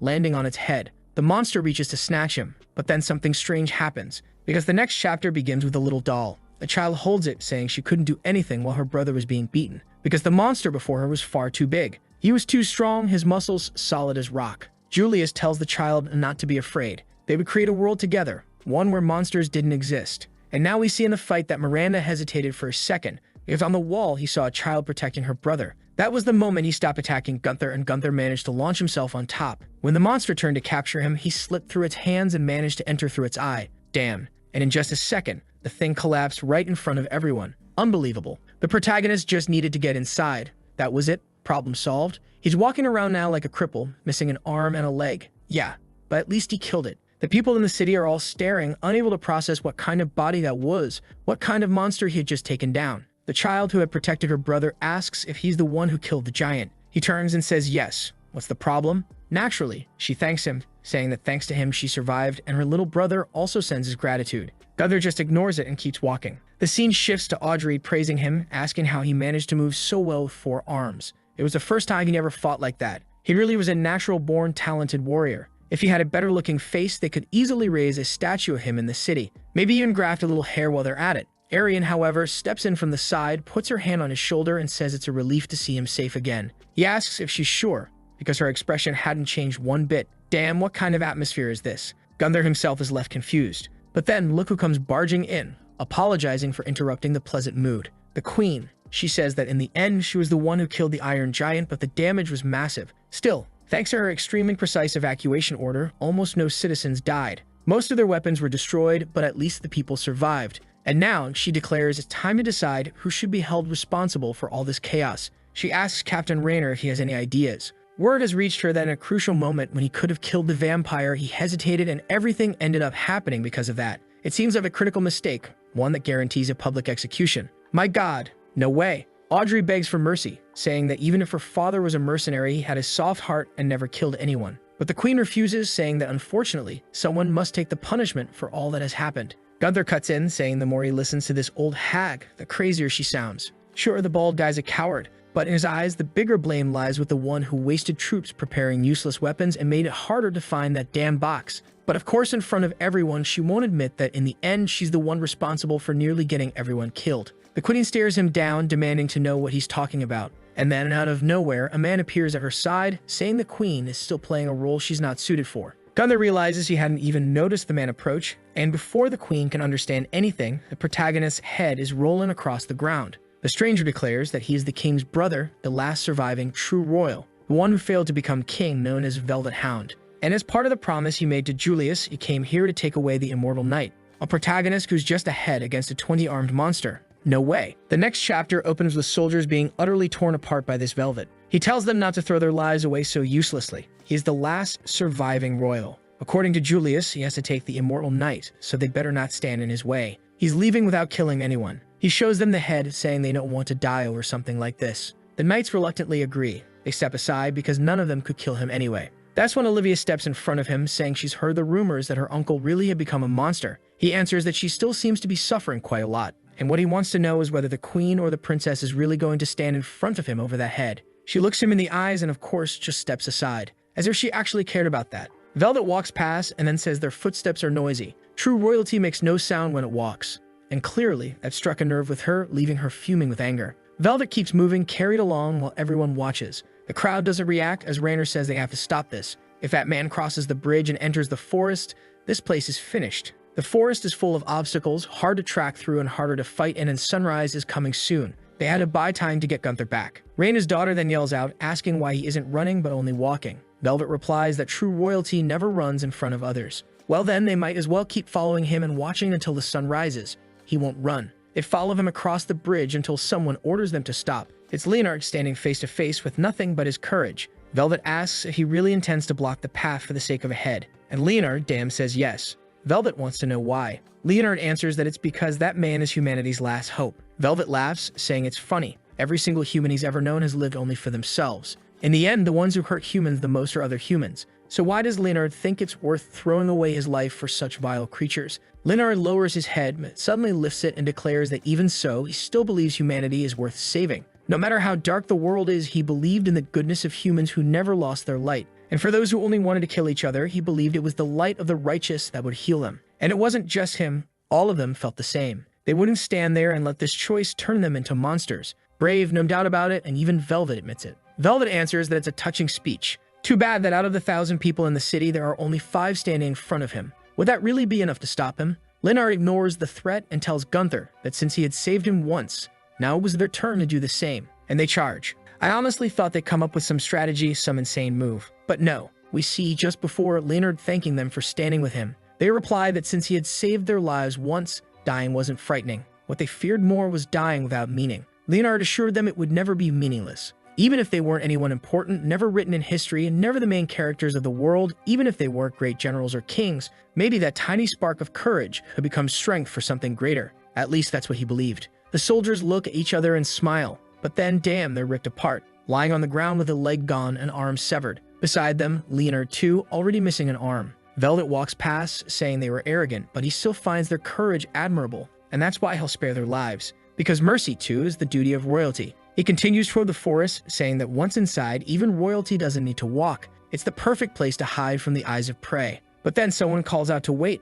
It's Arian. The king asks if she intends to fight him. She answers yes. He warns her that one display of mercy is already more than enough. If they fight, he guarantees she'll die. Gunther's head is right there, clearly trying to say something. And Arian answers that either way, they have no future without that head. So if they're going to do anything, then it has to be trying to save it. Even though this was a man who had lived his whole life fighting alone, he looks at her and says it's just another touching confession. Strangely, she blushes a little, but then he draws his swords, saying that unfortunately, this is where she'll die without hesitation. He swings to cut her down, but she only manages to raise her blade to block, squinting one eye shut. Nothing happens. When she opens her eyes again, the sun had already risen and his arm was burning. Velvet realizes it. He had been caught in the shadow of one of the few trees near the forest. He mutters that if he'd taken just 50 more steps, he would have been safe. Just 50 steps, such a small distance, but such an important one. Now the queen is practically laughing at him, saying he truly is the face of real royalty, pathetic and pitiful. Hiding beneath a tiny tree, risking his life, terrified of death. He should have at least brought along a low-class vampire to shield him or something.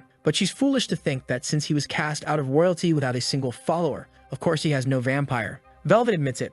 When her father exiled him, he was sent to an island and had no one at his side. So, what will they do now? The queen says it's time to bring an end to a member of the royal family. Maybe she should chop down part of that tree or set the whole thing on fire. Velvet replies that destroying the tree to burn him in the sun isn't something honorable royalty would do. He never killed needlessly, and if he wanted to run, he could have easily escaped. But everything he does is to uphold the true honor of being royalty. That's why being trapped under this tree is part of the process, defending his honor. For her to take advantage of that weakness to kill him in such a cowardly way would be unthinkable for a descendant of the royal line. Arian calls it sophistry, an argument crafted to give the illusion of truth. I'm super intelligent, I definitely didn't just read that on Google. She says it because this man is trapped in the shadows only thanks to the sacrifice of the knights. They should cut that tree down now to finish him, not ignore the honor and sacrifice of everyone who gave their lives. Velvet then declares that, as royalty, he'll make an honorable suggestion. Arian keeps calling for Her Majesty while he wants to know if she'll listen. Strangely, the queen glances to the side, looks back at him, and her expression shifts. The next chapter opens with someone calling her pathetic. Maybe it's him. Mocking that holding her forth 3 times during a meal shows she understands nothing of etiquette. Now it's clear why her father didn't want her. She was never a vessel worthy of royalty, truly living up to the name Olivia the Fool. The scene shifts to her #1 fan asking if she really accepted the offer. She answers that refusing something fair would be dishonorable, and this time she'll prove she's worthy of royalty. She then demands to know where Patrick was during all this chaos. She barely even saw him. He hesitates a moment before saying he was looking for a way to escape with her if things got too dangerous. She snaps back that she knows he was really just securing an escape route for himself. Either way, he better disappear from her sight without a word, or she'll have his arms and legs cut off. And you shouldn't forget that his burial will always be next to hers. He just replies that he understands and walks away. On the bridge, someone asks if they're really going to let that vampire live and why. Arian explains it seems to be because they accepted the duel. Audrey finds it ridiculous, since that man was only trapped thanks to everyone's sacrifice. Arian answers they have no choice but to accept. The bald one then asks what duel they're even talking about. The scene shifts back to the tree, where a man raises his arms and declares that he is the true warrior among warriors. He's John Bayer from the Bayer family, and he was there as the great queen's representative, ready to finish Velvet with his fists. That's when Arian explains it's an honorable fist duel. Basically, the two of them will stand face to face, trading one punch at a time. Whoever takes a punch and then moves a single step afterward loses. Audrey gets it. The whole point is to keep beating each other until one of them collapses. What she thinks is ridiculous is that everyone's risking their lives fighting here, only for such a stupid contest to decide humanity's future. Raynor says it doesn't matter. The goal is to get Gunther's head back, and that's what's most important. Normally in this kind of duel, you send 4 representatives, but since Velvet's alone, obviously he's doing every fight himself. The bald one is optimistic, saying that since they can use 4 people, they still have a chance. All they need is to force him to take a step. Bayer is psyching himself up, telling himself it's possible he can win. Since they've accepted the duel, all he has to do is make this guy take one single step. No matter how strong a vampire is, the face has no defense. If he lands the first hit, this guy will collapse. Then he'll win the duel, earn an even better title, and maybe even aim for the position of emperor. Honor and money were right there within reach. The announcer declares that both have accepted the duel. You can avoid a punch out of fear, but if you lose your balance and take a step, you're instantly considered the loser. Then he announces that the one who accepted the duel's challenge, Baron, gets the first strike. Bayer shouts, saying this punch is for fame and honor, and slams it into the vampire's head. The crowd cheers, saying it was strong enough. And yeah, it really did shake Velvet's face, who admits the punch was strong. But the announcer clarifies Velvet didn't move, didn't retreat. So now it's his turn. Bayer tries to say something, but then, bang, he takes a cannonball punch to the head and is sent spinning away. Instantly, Velvet is declared the winner, while everyone wonders if Bayer just died. Patrick looks hesitant, while the queen says she wasn't expecting much anyway. He just has to win once. The next challengers are the ones who've already won duels like this, so she's eager to see what happens next. The second son of the Brune family, Nicolas Brune, steps forward, a massive guy. Where the hell was this legend when the monster invaded? Or when that vampire woman was slaughtering everyone? Even Velvet admits this one actually looks stronger, while Nicola thinks this fight isn't about strength. He has to land a vital blow, create panic, and then it'll be easy to make Velvet move. And the best vital spot at the start of the fight is the temple. The vampire really reels when he gets hit, his head twisted sideways. Audrey looks excited, but the chapter cuts right there. Then the referee goes to call Nicola the winner, until they see that even though Velvet's body contorted, he didn't move a single step. Nicola insists it doesn't make sense. His whole back shifted, but the announcer says he didn't move a foot, so there's no issue. Nicola starts to protest, and then, bam, he's sent flying too, smashed into the ground. Another one gone, and the crowd wonders if he's dead as well. Then the third representative steps up, Joseph Rambler, and suddenly it hits me. Could the last duel actually be Rainer's daughter? She's tall, jacked, built for it. Joseph says the most important thing in a duel like this is knowing your opponent. He studied the patterns, the habits, and now he's sure he knows how to win. A crucial weakness in Velvet's fighting style had been revealed. He grins, saying he'll show it. Except, yeah, he's already been blasted away too. We didn't even see the punch he threw. Audrey complains that it doesn't make any sense, that everyone's lives in the city are being gambled away like this. Arian quietly adds that now all they can do is pray the last representative makes the difference. She asks who it's going to be, and Velvet immediately questions why it would be Gunther. His head is his possession. He can't just hand that over. The queen replies that she never said she would use the head. She never once mentioned not using Gunther himself. And since all Velvet has is the head and not the body, clearly the body counts as a bigger piece of Gunther so it can be used. Besides, as she swore in the name of royalty, if he wins the duel, he keeps the head. Or is he scared of running away from this fight in a dishonorable way? Looks like Gunther's gotten his head back, wondering what the hell this so-called duel of honor is supposed to be, and he can't understand why that bastard even let him go. Oh right, probably the vampire had been covering his ears the whole time. From the background, the queen declares that this is a fight of honor, something someone like him, who lived such a meaningless life, could never understand. He just answers that he doesn't care to understand it anyway. The queen then says that if he wins this duel, she won't execute the bald one. Of course, he'd have to win it honorably. Audrey thanks her, and the queen simply orders them to prepare. The duel would take place the moment the sun began to set. Soon after, Gunther is testing out his new arm, asking what this strange sensation is. Arian explains that this arm is designed 100% for trunk rotation, transferring force into a punch, but you should be careful because it was built in a rush and can break easily. And the colors are a little off, because those are the arms of knights who were cut down when Velvet crossed the bridge. The protagonist feels uneasy, saying it's strange having pieces of each of him like that. But she tells him it's actually incredible. After all, he himself said the most important thing was to keep living. He should be used to it by now. His body from the very beginning, all its parts, was built through the deaths and sacrifices of others. Hearing that, Gunther calms down and looks motivated again. And now they're standing face to face as the announcer declares the final duel of honor. Velvet, off to the side, is thinking hard. He hadn't expected to be in this situation, but he knew stupid Olivia would try something like this. Everything up until now had been within his expectations. On top of that, some of his many arms were gripping the bones of his lower leg, meaning that even if his whole body were thrown back, his leg would remain planted. Basically, it was impossible for him to lose. Some would call it cowardice, but all he had to do now was keep going and watch these fools fall. This was his revenge for what her father had done to him. His dark thoughts are cut short by Gunther's fist flying in his head at full speed. Velvet freezes, not even processing it. I think he forgot that if his head explodes, his body shuts down. And bang, a clean hit sends his skull flying. Gunther asks if that means he won. The guy's head literally flew off. But the referee announces that Velvet didn't move a single step, so the duel isn't over. Gunther flexes his arm, grinning that this duel is going to be a treat, while the vampire starts reconstituting himself, admitting that was dangerous but saying the game is over now. No matter how much the Adia Olivia tries, in the end she'll never beat him. But we cut back to earlier, where they were implanting steel rods inside Gunther's mouth. It was meant to help him withstand the blows. He said the taste was disgusting and weird, but Arian told him not to worry. The duel wouldn't last that long. In fact, it would end much sooner than he thought, so he better win. When Velvet's punch lands square, Gunther wonders why he hears a sharp metallic screech. The referee declares that Gunther didn't move a single step, so now it's his turn again. Gunther launches an uppercut, landing it flush on Velvet's jaw and blasting his head away once more.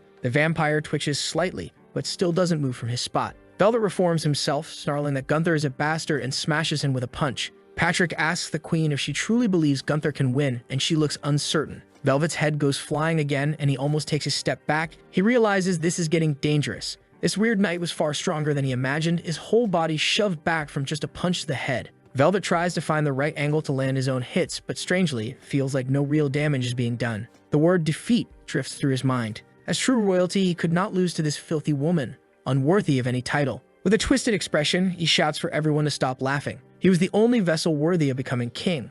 Only him, the one truly worthy of that position. Gunther, meanwhile, is chewing on the steel rods in his mouth, muttering that he doesn't care. Velvet spirals deeper into madness, ranting that that woman's father stole everything from him. And as if that weren't enough, he even severed his arms, keeping him from ever trying again. Gunther just says the guy's family is completely insane. Velvet reconstructs another arm, declaring he'll prove that fakes never win, and goes for another punch. But this time, Gunther dodges. Velvet is left stunned, and Gunther counters with a strike straight to his chest. Everyone gasps. The queen is speechless as Velvet is hurled away. He scrambles up, screaming that the bastard dodged and threw away all his honor. Gunther shoots back that if Velvet is fighting the whole mess of limbs strapped to his back, what right does he have to talk about honor? Besides, he only went along with this because of the bald one, but now he's tired of it. Velvet tries to restore his arm, but realizes he can't. Just like Gunther had done with Evelyn in the circle, he had damaged Velvet's heart, making full regeneration impossible. In that moment, Gunther grabs him by the neck in memory and says the real fight is about to begin. But again, Velvet insists that in the name of his noble family, he has another proposal.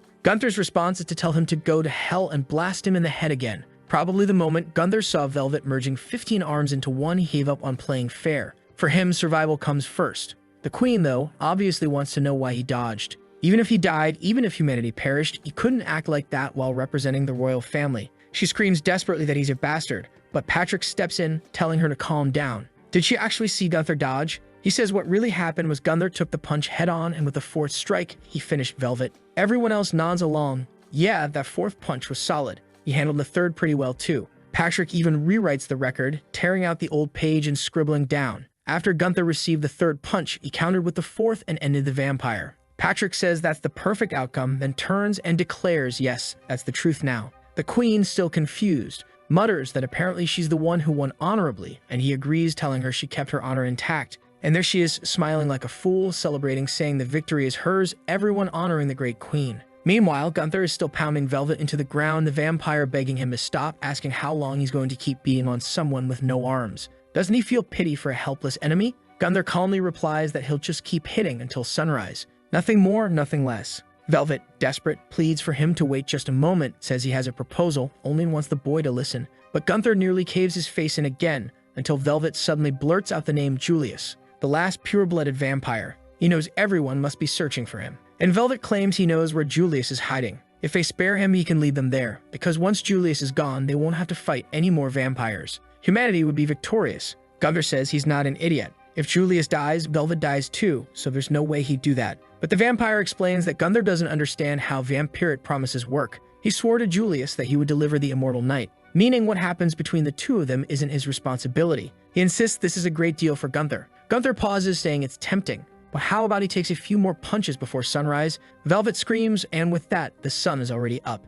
Arian presses, wanting to know if he'll really guide them to Julius. Bound in chains, Velvet says yes, but in truth, his plan is to lead the immortal knight straight to Julius. The only thing he asks is to be treated as the last surviving royal. They should remove all the chains and shackles, because it's dishonorable. The protagonist scoffs, saying this bastard dares talk about honor after everything he's done. Sounds like he's begging for another beating. Velvet flinches when he sees the fist raised, then decides to shut his mouth. Arian says he can't be trusted. After all, if Julius dies, Velvet dies too, so that promise doesn't even make sense. What she really wants to know is, if Velvet didn't want to destroy humanity, why did he become a vampire? Twisting his face strangely, he calls her a very curious girl. But it's a shame the royals always kept so many secrets. Gunther just raises his arm, saying he's clearly playing word games and deserves another hit. Velvet tells him to stop with the threats, insisting all he wants is to be spared in exchange for taking them to Julius. That's the deal. Later, walking through the corridors, Arian says it would be a huge advantage to know where Julius is and take him down.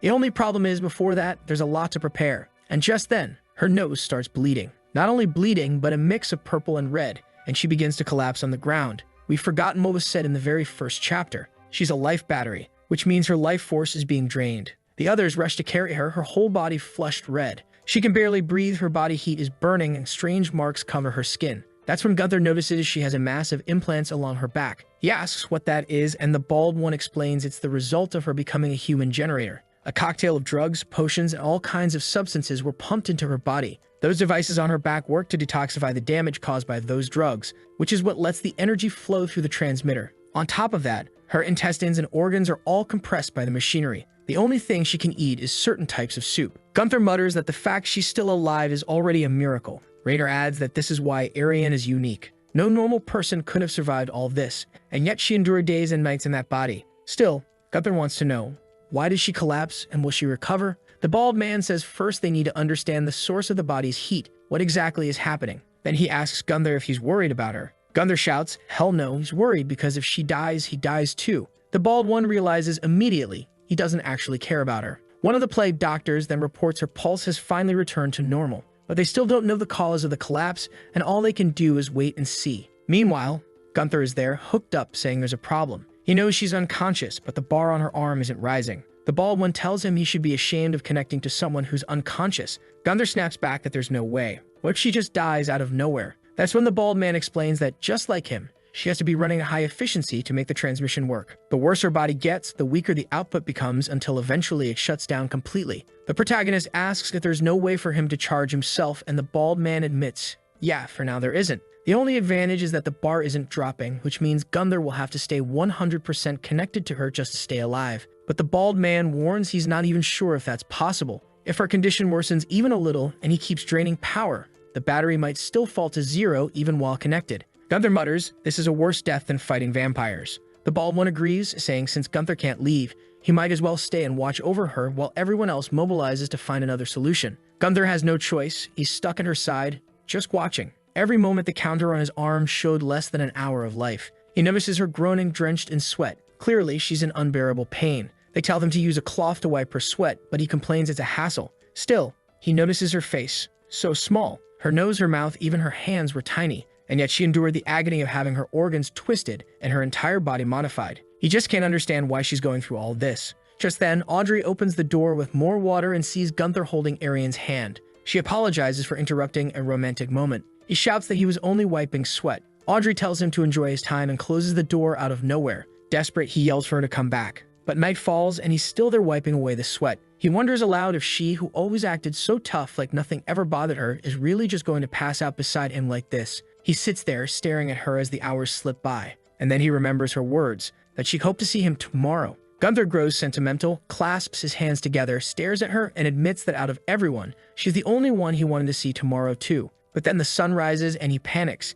He's prayed, he's wiped her sweat all night, but she still hasn't woken up. Worse yet, even connected. The timer on his arm is dropping. Raynor steps in, saying they can't waste any more time. They'll have to go with the last option. Gunther demands an explanation, and Raynor tells him Arian's human generator can no longer function. Before it shuts down completely, they'll mobilize everyone to create a new one. She's carried off while people warn to handle her carefully. Gunther follows close behind until they stop at a gravestone covered in names. He asks what it is. Raynor explains it's the list of everyone who sacrificed themselves trying to become a generator and failed. Gunther curses, saying it's disgraceful that so many people died only to have their names carved in a forgotten place. The bald man explains that not everyone trusted the plan. At that moment, 2 plague doctors enter, announcing the test is ready and the candidate prepared. Gunther immediately protests, saying with just one, it's impossible. There's no way it'll work. But Raynor says they don't have enough materials, there's only enough to try with one person. Gunther frowns, saying it's suspicious that only one person volunteered. Who's the idiot this time? And sure enough, from the start of the speech, Gunther already knows.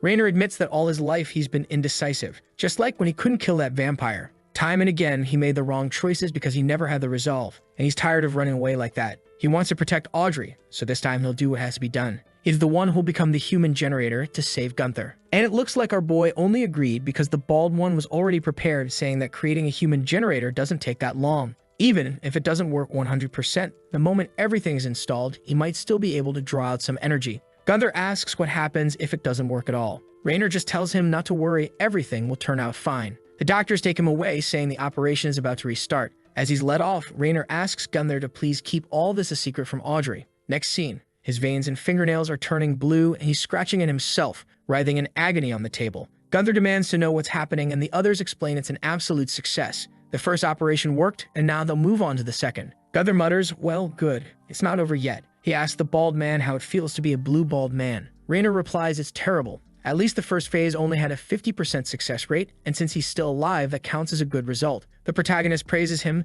telling him to keep that positive attitude. Raynor then wants to know how much energy he has. He looks down at his wrist and says not much, just a tiny flicker. He tries to sit up, saying he has something to confess while he's still conscious. Gunther groans that he doesn't want to hear any death secrets, but Raynor goes on anyway. Audrey isn't his biological daughter. Gunther's shocked, saying that explains why they seem so different. But if she isn't his, then where did she come from? Raynor explains he had been abandoned by the mercenaries he spent his whole life with. After losing everything, he lived on the streets. And what really broke him wasn't losing material things, but being betrayed by the people he had considered his family. Left to die on the streets until someone offered him a piece of bread. That someone was Audrey. He remembers her tiny dirty hand holding out half a loaf to him. She too had been abandoned by her parents, but he's grateful to them because it meant he could become her father. Just like he had been abandoned and was able to rebuild his life thanks to Audrey, he hopes that in this cruel and merciless world, he'll eventually meet someone who will heal his wounds. Gunther grows serious at that. The doctors enter and announce the second operation is about to begin. A stretcher is wheeled off into a room of strange tools and bubble in vats, while Raynor screams in agony. From a distance, Audrey stands by a window, as if she feels something. Gunther, still linked to Arian, says in this world nothing is more valuable than staying alive. His energy runs out and he powers down. And then, oh no, the scene shifts to the gravestone. Someone comes and carves in a new name, Raynor. Fall gaze, 5 hours and 4 minutes. That's how long he lasted as a human battery. Officially recorded as a failure, but he still managed to provide power for 12 days. Some called it a miracle. Others said it was sheer willpower. And on the 11th night, another miracle happened. Arian suddenly awoke from her deep coma. She was severely weakened, but by the next day she was able to function again as a generator. The moment Raynor saw her standing, his own health collapsed even faster. Maybe he was relieved then. Finally, lying in bed, he tells his daughter he never imagined living could be so painful. But even so, in this cruel and merciless world, she had come to him and become his light. He thanks his daughter, who is smiling at him, and memories flood his mind. The little campfire, her words, her wiping his bald head, and dancing. And at last, he tells her she was always far too beautiful. Then he dies. Here comes the worst part of all. Audrey didn't even cry when she saw him die. She said it had been his choice, and in the end, it was thanks to her father that Gunther had stayed alive until Arian woke up. She said she would have done the same. But of course, later that night in the house, they heard her crying. Next day, Gunther is beside Arian, asking if tomorrow they'll finally set out to kill Julius. A lot had been happening. She answers yes. They're out of time, and Velvet warned it would take several weeks to reach him. Gunther comments that finally, everything's about to end.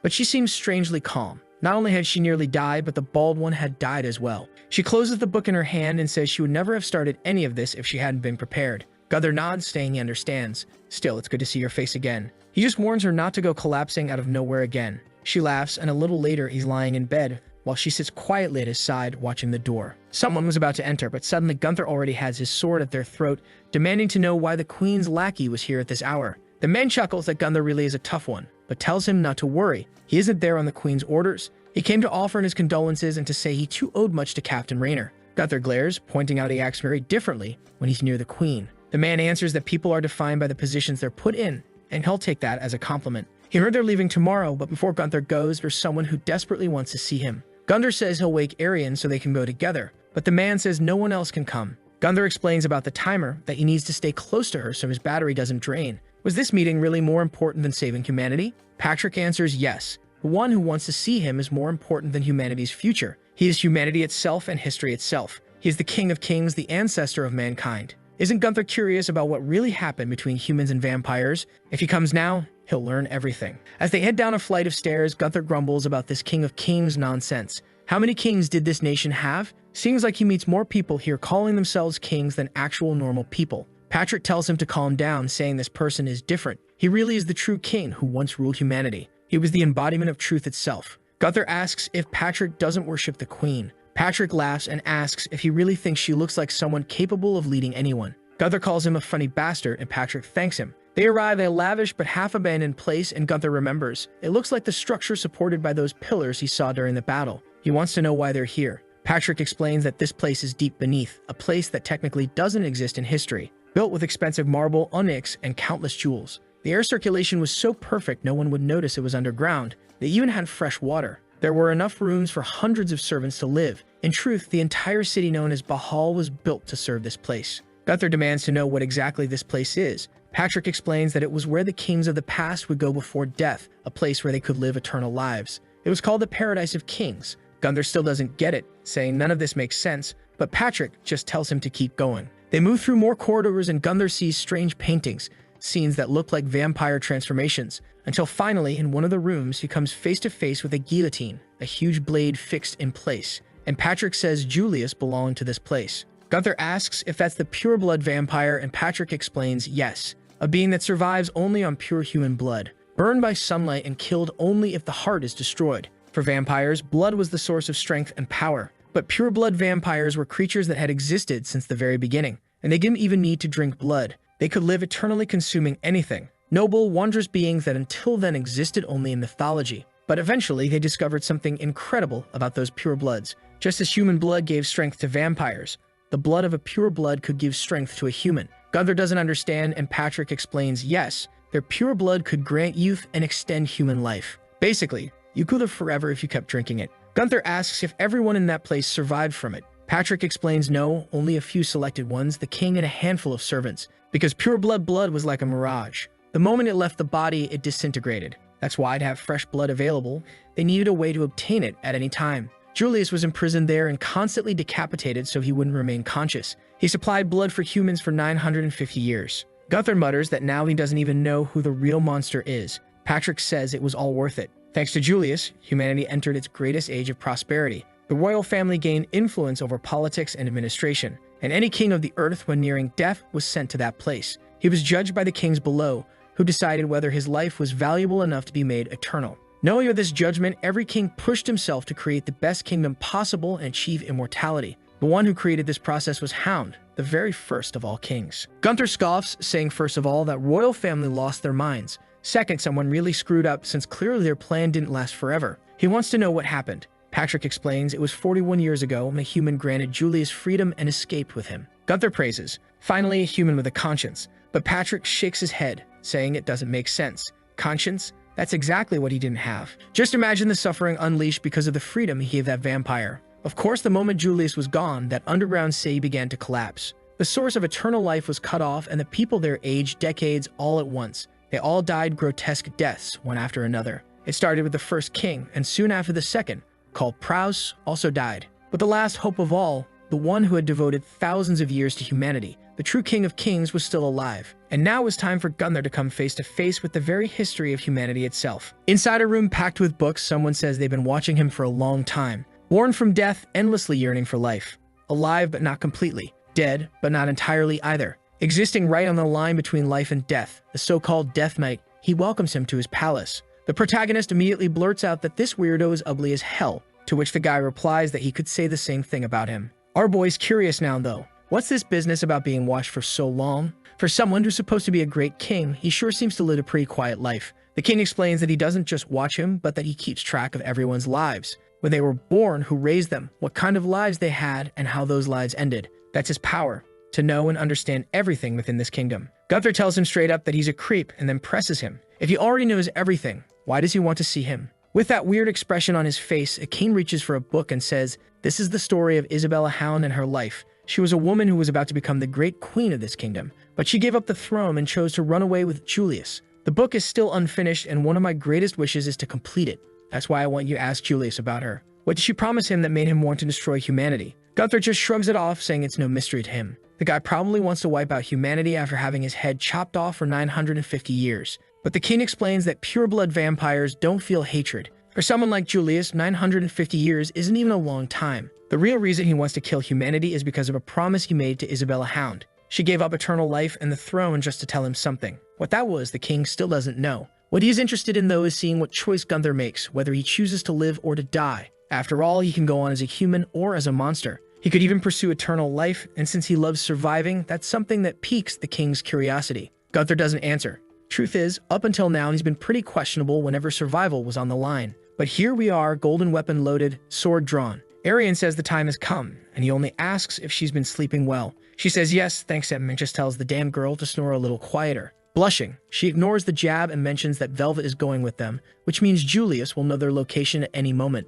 Gunther sees that as a double-edged sword. Arian also points out that the moment they leave this castle, every monster out there will start hunting them down. Risky, sure, but better than turning this whole place into a battlefield while they're still inside. And with that, they're already on the bridge when someone calls out to Gunther. It's Audrey, apparently enjoying them too. She's all cheerful, dead giveaway she's gonna die. He notes that she cut her hair and she says she just wanted a little change. To him, it looks exactly the same, but whatever. Funny enough for someone who usually doesn't care about others, our protagonist paying a lot of attention. He asks how Velvet is, and she explains that obviously he's been avoiding her at the manor. When he goes to check, the guy's shouting, claiming he's crazy for treating royalty like that. But Gunther just shows his fist, and the man immediately shuts up. The doctors then say it's time to leave. The carriage starts moving forward while Gunther remembers the king's words: live, die, stay a monster, or chase immortality. He was curious about all of it. With a small chuckle, he presses on, while from one of the faraway towers, the queen watches before turning away. At the same time, Julius is calmly waiting at his home, still as ever,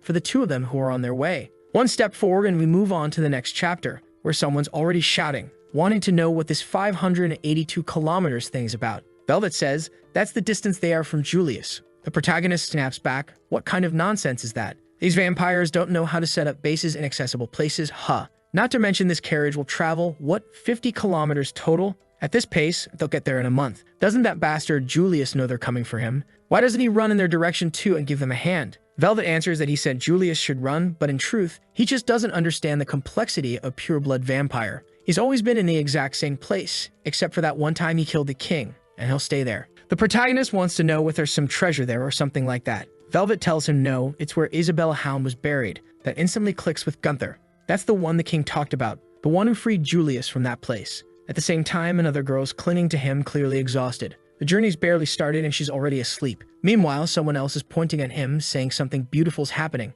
He tells her to cut it out. The poor girl just fainted. He moves her head away from him. Suddenly, the horse jolts and Audrey slams her back against the wall, all twisted up. But once again, she sees Gunther shielding Arian. He mutters that he has to protect her. If she dies, he dies. Sometime later, the driver warns them to look ahead. The place is littered with countless corpses, a pile of dead bodies. He tells them to move away. As they approach, the smell of blood hangs heavy. It's fresh. The strangest thing is, the bodies have no bites or cuts. They look crushed.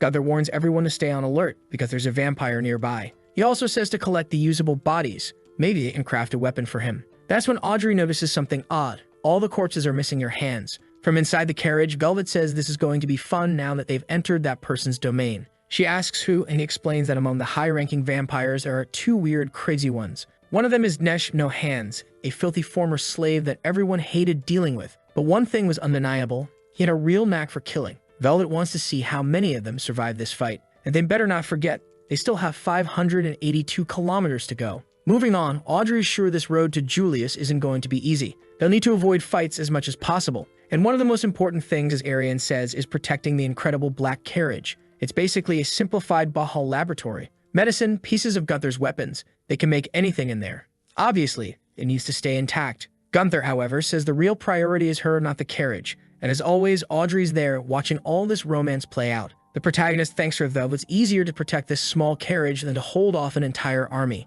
At that moment, someone points out that the thing's designed to withstand shockwaves when suddenly someone yells, "Ambush!" Looking back, a plague doctor runs to warn them a vampire is coming. Gunther's already moving toward it, but they stop, telling the others to get ready. From afar, another carriage comes flying, smashing into them from behind, and right after, something else slams down and destroys everything. Seeing that, Gunther wonders what the hell kind of vampire this was. It looked like a giant hand. And there he was, standing on top of all the fingers, saying 30. That was today's target. He had to hit 30. Gunther can only think about how disgusting the creature is. Black hair at least means it's a low-class vampire. Right away he focuses, because the thing comes at him swinging 5-6 hands, and he mutters there are countless ways to kill something that weak. He slashes first toward the fingers while the guy remarks that his strength feels strange, like he's not human. But no one can hurt this body Nesh has given him, until the sword pierces through, slicing the hand, tearing both apart at once. But another fist comes from the side and hurls him away. The creature, strangely enough, starts celebrating, bragging that he already has 2 for today, but the celebration's cut short as Gunther closes in within a second. He realizes these bastards are unpredictable, just like a human hand.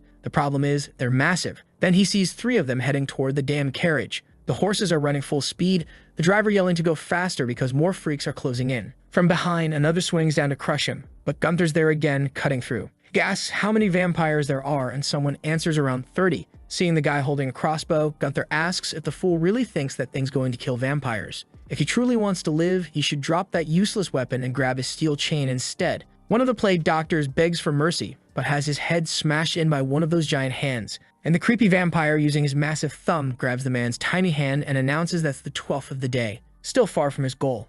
He glances aside, sees the carriage rolling by, and orders everyone to follow. Fingers are running along the sides, others coming from different angles, while Gunther slashes in every direction, grabs some chains, and spins them around, tearing everything apart. At the same time, he keeps himself anchored to the carriage, pulls forward, dodges another strike. He snaps the chain around his arm, uses it to sling himself ahead, slicing through 3, maybe 4 more in a flash. The doctors inside are stunned that someone can cause this kind of destruction with just a chain. He really is a monster. They think this is going to be easy, and then he's suddenly ripped away. Arian's right there when apparently it's just a flicked stone shooting through the window. What the hell? The bastard declares the next one's coming. The shot fires, Gunther sees it heading straight for the carriage, tries to intercept, swings his sword at the stone, but blood bursts out. The next chapter opens with that very moment. His slash failed, and damn, the horses were shredded in half. As the first collapsed, the others tripped, forcing the carriage to a stop. He quickly asks if everyone inside is okay, and they say yes. Problem is, obviously, the horses are gone, so they're screwed.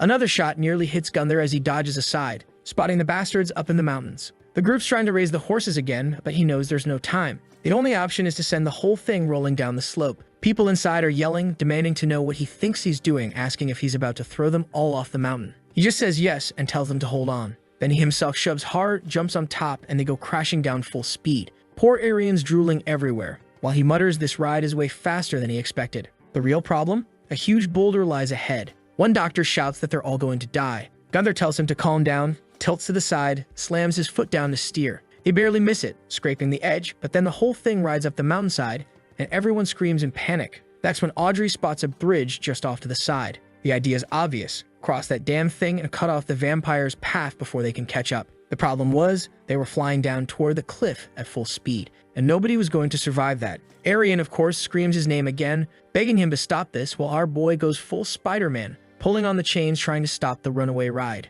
Obviously, there's no way he's actually going to pull that off. Everyone was about to die, right? Although, knowing this story, it really does like killing people off. But somehow, they stop right at the very edge. Barely. So there he is hauling everyone back up with chains. I was about to say everybody inside was just being lazy, but no. They're all on the back helping out. That's when one of the doctors warns them that the damn little hands are rushing in, desperate, at least 2 fingers worth charging. At least they managed to cross before the fight kicks off, and now it's time to bring the bridge down. Gunther rushes forward, slams his blade into one pillar, then another, but somehow the bridge holds. The pillars must be anchored deep into the ground. Arian yells for him to smash the earth along with it. The problem is he's running out of energy, and this was going to have to be settled with one last punch. He stretches his arm, the creatures are charging across the bridge, and he slams down into the ground. The whole thing collapses, the cursed little hands tumble into the water, carried away by the current. Arian calls out to him immediately, but he insists there's no way in hell he's dying here, and then he passes out. Meanwhile, the remaining hands crawl out of the forest, and the ones made from that special blood are burned away, leaving only the one controlling them. They retreat to a cave, carrying a few severed fists, and report directly to Lord Nesh. He says it was decent work, but why does it look like nobody hit their quota today? And yeah, we can already tell what this is. He's a filthy ex-slave who had his hands cut off. There's no way it wasn't something unfair and cruel. Now he wants an army of hands to get his revenge. The underling apologizes, explaining that some half-monster knight got in the way, they lost plenty of comrades, and couldn't reach the target. Nesh demands to know what nonsense this is. How could they fail with the perfect bodies they've been given? For not reaching the goal, every one of them would pay with their lives. The vampire begs for forgiveness, while Nesh declares he'll take all their hearts. The poor fools in the back are sobbing, promising they'll double the quota next time. But suddenly, Nesh starts muttering, saying something about the fist. I have no idea what he means, but he asks if the guy is certain. The man swears he saw it. Nesh thanks him and says that this time they'll be spared. Everyone drops to their knees, overjoyed to live another day, drooling in their madness. Nesh asks what the mission will be next time. He stares at a single hand, and his expression changes. He declares, 10,000. Apparently the hand itself passes the mission. I don't really get it, but eventually this story ties everything together. At least it never leaves loose ends. Back with the carriages, the group is moving along the edge of the forest. The protagonist gives Velvet a smack, asking if he's okay. Velvet just answers that there are still 578 kilometers left. At this rate, unless they fall into some portal, it's never going to happen. After that whole mountain descent at breakneck speed, they'd only covered 4 kilometers. Arian is at least thankful they protected the carriage, but Velvet from inside says he doubts it. At this pace, they won't even make 100 kilometers. They have to push themselves far harder if the Death Knight's head is going to stay calm. He's laughing like some deranged psycho, while Gunther admits it's annoying, but the bastard's telling the truth. At this rate, there's no chance they'll survive 100 kilometers. The horses are the biggest problem. They're incredibly vulnerable and get killed too easily. And that's when Audrey offers the strangest thing. They've got plenty of corpses, so why the hell do they want to make a horse? Okay, not building one from scratch, right? Looks like they want to turn Gunther into a horse, and he's definitely not thrilled about it. Strangely enough, Arian admits it's true. Turning him into a big stallion would make things way easier. The problem, obviously, is how long it takes to pull that off. Audrey chimes in, telling him to relax, she'll handle it quick. Seriously though, nobody's gonna ask the poor guy if he even wants to become a horse. The poor bastard's about to be turned into some centaur-looking mess while they crawl along at 5 kilometers an hour. Meanwhile, the cursed little hands are charging in, desperate to find that guy and hit their quota. They're about to clash again, though technically from behind this time since the freaks are closing in from the rear. Gunther's half-modified now, with weird stuff sticking into him, steel rods everywhere. He tells Audrey to hurry up, but she insists she's already doing her best, trying to finish as fast as she can. One of the hands suddenly leaps up, screaming for 10,000 fists aimed at Gunther. He glares back, and I don't even know what just happened. Did he block it? Although he lifted up a massive horse kick. Unidemon's shocked, asking what the hell that was. The thing gets crushed, stomped flat. Damn, those are some seriously muscular horse legs. The design is insane, and Gunther's actually liking it, saying that with this he feels like he can wipe everything out. Arian's about to tell him to stall for time, but instead she sees him running around like a madman, slashing through everything, demanding to know who's been talking about killing him. He stomps one of the creature's faces in with that giant horse hoof, spins around and almost kills Arian by accident. She yells at him to watch his side. The monsters are already scattering, fleeing in terror. They're screaming that there's a monster here begging for help. Gunther wonders aloud if he really looks that hideous. This whole cursed mess was way too tedious. Time to get back on track. But just as Arian's about to say maybe things will stay calm today, a strange roar echoes out. Nesh is nearby, muttering that 10,000 really is a lot, but they're just making it worse for themselves by trying to run. He turns to one of his followers, asks what the quota is, and then runs an arm straight through him, adding that he'll be taking his heart as a bonus. Gunther wastes no time, he's already on him in a second, sword strike nearly reaching the guy's eye. But before that, we saw him asking Velvet why this freak collects fists. Velvet explained it wasn't anything mystical. It came from a baron in some rural area who forced slaves to work on a peculiar plantation. If he didn't hit the quota, he'd cut off their hands. Didn't matter if they were children, old, women, men, everyone died back then. Velvet swears that if he'd been king, something like that would have never happened. But Nesh is the kind of twisted person who whispers corruption into children's ears. He stares at that severed hand like he's hearing some eerie voice. Velvet always wondered who that strange hand originally belonged to. And then Gunther's strike, the one that nearly connected, gets stopped by a blade. Nesh sneers that it can't end like that. The slaves aren't here anymore. Then he drives a blow into Gunther's chest, declaring that now it's his turn to settle this. Weird vampire energy starts swirling around his body, transforming him into some grotesque Megazord covered in giant hands. He warns that today he's taking Gunther's hand and his fist. It's time to dance. Gunther fires back boldly that plenty of people have tried to kill him, but none have ever managed it. He's faced far stronger foes and lived through it. He charges forward, sword ready. Nesh simply declares that today will be the boy's first death, slamming a massive fist down toward him. But the next chapter opens with Arian saying that vampire blood almost has a will of its own.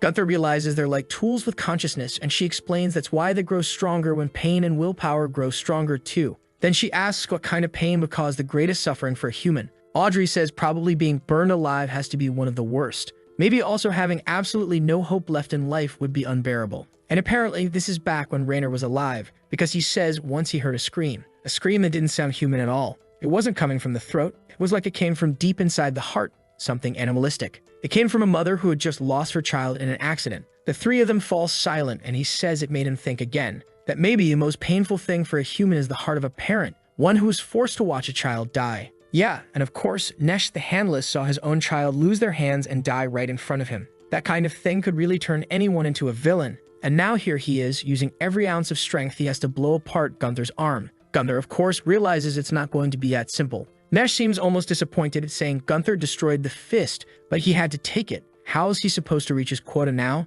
He needs to control his legs better. But in the middle of his thought, Gunther interrupts him with a horse kick, slamming him, then unleashing another strike and another and another. The kid's pulling off a full Mortal Kombat combo, and yet the monster stands untouched, asking if that's really all the rage he has. The protagonist doesn't get it, how this creature hasn't even flinched, hasn't hesitated for a second. Strangely, as Nesh draws closer, Gunther feels something unsettling. He knows no enemy is without weakness, if for some reason he feels intimidated. Deep down, he knows he can't win against this guy right now. That's when Arian shouts from the back, telling him they've finished packing everything up. There's no reason for him to keep fighting. And he looks at her, remembering he's always been the one who chooses survival over anything else. With horse legs, he runs faster than anyone, sprinting at full speed. But of course, an attack teeters through his chest, lasting open a crater. From afar, Nesh calls out that he still has 10,000 fists to collect, so where does Gunther think he's going? Then, bam, it looks like it hit his head. Blood pours down, and he's wondering if it really struck his face how exactly he was hit. There's an eye on the ground.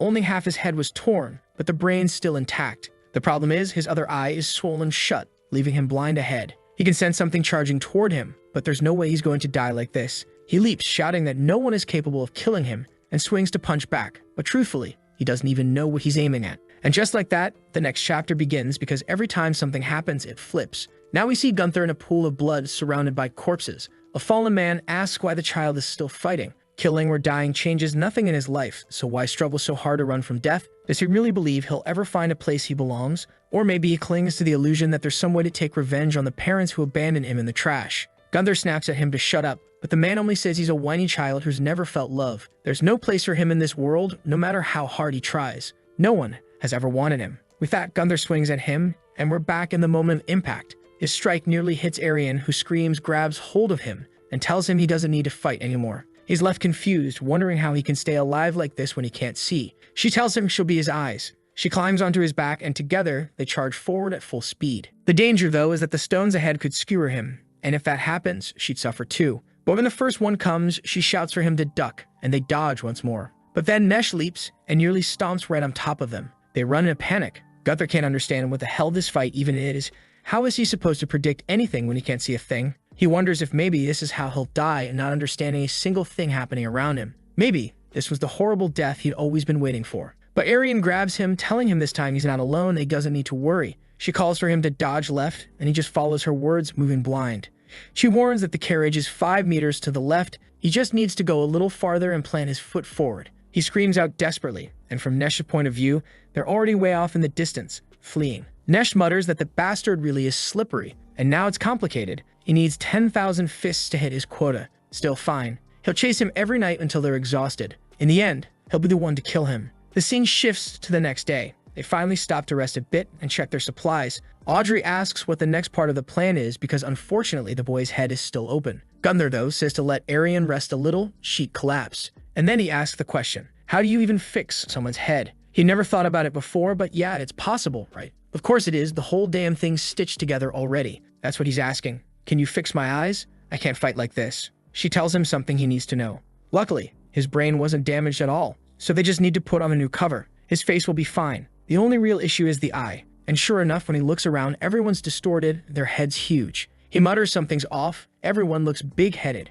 Arian explains that the eye is the most complex part to rebuild for his body, and in a rush, this was the best they could do. He snaps at her and moves back, saying it looks like a balloon, and she explains that his right eye is closed and not functioning because it was so complex they had to give up. Specifically, the connections are almost impossible. Too many nerves, too tiny, and with the crude tools they've got, there's no way to do it properly. Gunther demands to know how he's supposed to fight like this. He even suggests taking someone else's eye and putting it in his face. Audrey says maybe they have a few spare eyes. They'll try their best. She asks if he can see with the one they put in, and he says no, not at all. Nothing. They try another one, looks like it's from a vampire, but the thing spins around wildly. They insert another. He says now he's seeing 8 of everything. Another one, nothing. Another, still nothing. She admits they tried all of them, and none worked. The real problem is, if they keep stalling here, Nesh will catch up. Better to keep moving and try to find a new eye along the way. So they carry on, but even a rabbit hopping across nearly makes him stumble. Stones tumble down beside them, and he panics. Arian explains it's just a small mountainside, rocks falling, nothing to fear. She promises she'll warn him. Still, she can't understand why he looks so shaken. He explains, from the moment he was born, he's been surrounded by people who wanted him dead. He could barely sleep, always afraid of a knife in the back. For someone who spent his whole life alert, watching every place, every moment, losing his vision feels like the entire world wants him dead. And he can still see clear as day the one person who wanted him dead more than anyone else. The one who brought him into this world, and the first to wish for his death. He presses a hand to his face, and Arian clasped it, telling him to stay calm. His vision will return soon, but until then, he can trust her. She won't let the darkness come near him. She says he can trust her. He answers he'll try. And just like that, look at this romance. I just don't know if I like the romance in this story because I'm sure everyone's going to die and get screwed over. In other words, it's going to be more tragedy than romance. Then Arian mentions there's a river up ahead, and when Gunther dips his hoof in, he pulls back immediately. A little later, they have to jump over some branches and both of them fall flat on their faces right into Manhwa. They keep going through deserts at night, forests by day, and snow, always side by side, hands clasped. Once again, he gets startled and she reassures him. It's just another rabbit. She glances up and says the night sky looks beautiful, like pearls scattered across the Black Sea. He answers that maybe it really is beautiful, while Audrey watches the two of them closely. That's when Audrey calls out to Gunther, saying she has to ask. She can't hold it in any longer. His attitude toward Arian seems to have changed, and sure enough, she was straight for it. Do you like Arian? He stops to think and suddenly lets out a confused yell. Clearly, Gunther doesn't even know what liking someone means. All his life, he's only killed and been killed. He wonders about it while Arian cuts in, telling Audrey to shut up and asking what kind of weird question that is. Out of nowhere, Gunther turns all brooding, saying there's no way to know if he loves someone because he doesn't even understand what love is. Then he clarifies, slashing at the air as he insists they're getting it wrong. He's with Arian because if she dies, he dies. That's the only reason he has to protect her. But if he could keep living without her, he honestly wouldn't care. Audrey looks awkward, standing near one of the doctors, who wants to know why she even asked such a thing. The next scene shifts to Velvet being fed. He says the blood today was delicious, and he's already looking forward to the next meal. Audrey thinks to herself she never imagined this would be one of the problems they'd have to deal with, having to feed this spoiled brat every 2 days. The protagonist mutters it's strange. He thought high-ranking vampires didn't even need blood, and now they're basically dragging along a walking blood bag for this guy. Audrey explains that they need blood while fighting or to recover. Velvet adds that in war, the most important thing is supply. That's why vampires always carried blood packs with them. Audrey finds that odd, but Velvet explains that carrying around a live human was far too risky. You never know what they might do or when they might die. And even if you fed them, sometimes they just drop dead anyway. That's why they came up with a new method, creating a kind of human food box, a supply that could last for quite a while. Audrey demands he explain, but Velvet refuses, saying their relationship isn't close enough for him to share everything. Gunther stretches out his arm toward him, but this time Velvet says it's part of the royal family's pride. No matter how much they torture him, he won't say. Besides, he adds they're nothing more than a death knight and a human battery. He's heard talk of things like that and wants to know how a death knight is actually created. He begins to ask if they use a certain method, but Arian shuts him down, reminding him that they have the right to keep their own secrets, and he'd better not forget the nature of their relationship. Velvet says fine, but it catches Gunther's attention. By now, they're on their 32nd eye transplant. This one, in theory, should be the best so far. It's the freshest and about the same size as his old one. He opens it and sees slightly blurry, but much clearer than before. Everyone celebrates, and one of the doctors explains that the donor's name was Doric, a 28-year-old who'd been Gunther's friend for 10 years. But he'd been severely injured in those battles and died that morning. His dream was to become a hero who could help save the world, and in a way, he could become part of it all. He asks Gunther if he'll remember his name. Gunther just replies that he'll try, maybe, sounding like he's trying to play the good guy even though he doesn't care about anything. With that, the carriage keeps moving. 414 kilometers left until they reach their destination. Slower than they wanted, but at that pace they'd eventually get there. The only problem is that Audrey is starving, bleeding from hunger. The only thing they've eaten these past days were 1 or 2 scraps of dried meat.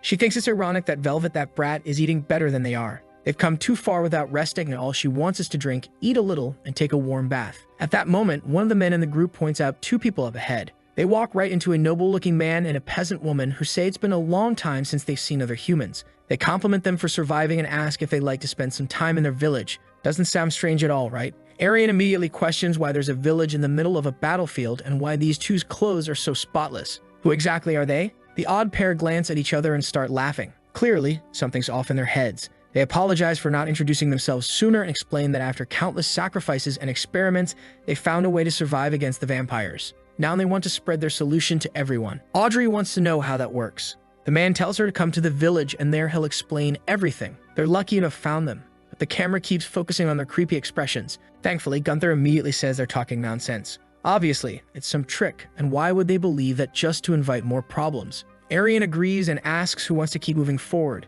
Naturally, all the soldiers say it's better to keep going straight and not get involved with these strangers. Audrey, however, plays the fool and says they're running out of supplies and will starve before they make it. Yeah, that's a problem. But she's being naive, believing these people who claim they know how to survive against vampires. Now the hungrier members of the group start pointing out that the strangers have clean clothes, look well fed, and everyone's starving. Gunther tells them to just stick to catching rabbits along the way. But they argue, how are so many people supposed to survive on a few rabbits here and there? Then one of them suddenly shouts to get everyone's attention. About a kilometer away, someone was running toward them, dragging a horde of hands, screaming in desperation that it wasn't enough. Gunther instantly says they've wasted too much time already. It's time to run. But another man says Gunther might be able to escape, though not everyone will make it out alive. The suspicious, noble-looking guy chimes in, saying they can head to the village right nearby. There, no one worries about vampires, they just need to follow him. The people who were against it realize they don't have much choice, and so they end up going through a massive gate that closes behind them. Strangely, it almost looked alive somehow.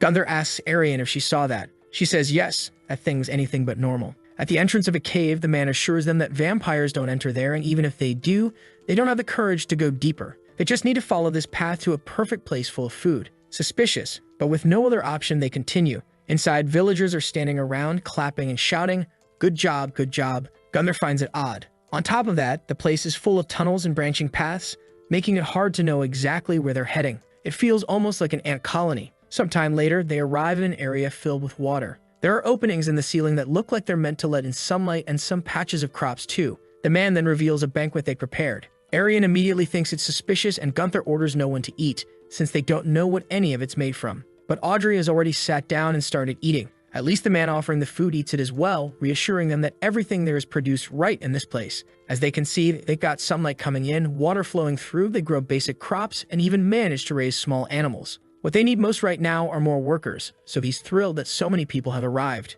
Arian points out that while the place is big, it doesn't seem natural or man-made, and she sees nothing special that would keep vampires out. So why aren't they being invaded? The man closes his eyes and says he understands her reaction. It makes sense. They themselves don't really know why vampires never enter. They just flood here once and found a space they could survive in. It's cozy, almost as if Mother Nature herself is embracing them. Then he points at Gunther, saying he must be the death knight he's heard about in rumors. Surely they're on their way to kill a pure-blood vampire. But what are the odds of success? Why risk their lives for that? Why not just stay here and live peacefully? Arian refuses, but asks for supplies. One of the plague doctors at the front asks how the man can be so sure they can stay. Another doctor warns him not to say such things, but the man answers that the whole reason they're following the Death Knight is to kill that vampire so everyone else can live. And yet it's clearly a suicide mission. They're barely halfway there and more than 20 are already dead. One soldier agrees, saying this place seems perfect for living safely. Another speaks up from the back, saying he's not too eager to die and become just another piece of the Death Knight. This place really does look like a better option. Gunther immediately mutters that this is going to be tough to get out of, and asks Arian if she memorized the exit. She says she remembers, but unfortunately it won't be easy to bring the carriage out. He asks how that particular body is coming along, and she replies that some parts are ready. Just then, Audrey glances back and sees blocks falling into place, forming a wall that's like Dan Fortnite. Gunther instantly realizes the whole place is alive, like a real living colony. He orders the man leading them to explain what this place actually is, but the guy just keeps smiling with that same unsettling face. Considering the amount of power at work here, Gunther's sure this place was built by vampires. Now the real question, is this a blood farm? Probably. What else would vampires want from humans? That would explain it. No other vampires invade because they know this is likely the territory of a stronger one. That's his bet. Make yours. The man says there's no need to fight vampires outside. They can live here, join the farm, and be at peace. All they have to do is one small thing for the community. When they ask what, he says it's nothing difficult. Just follow him and they'll learn the secret to staying in this place.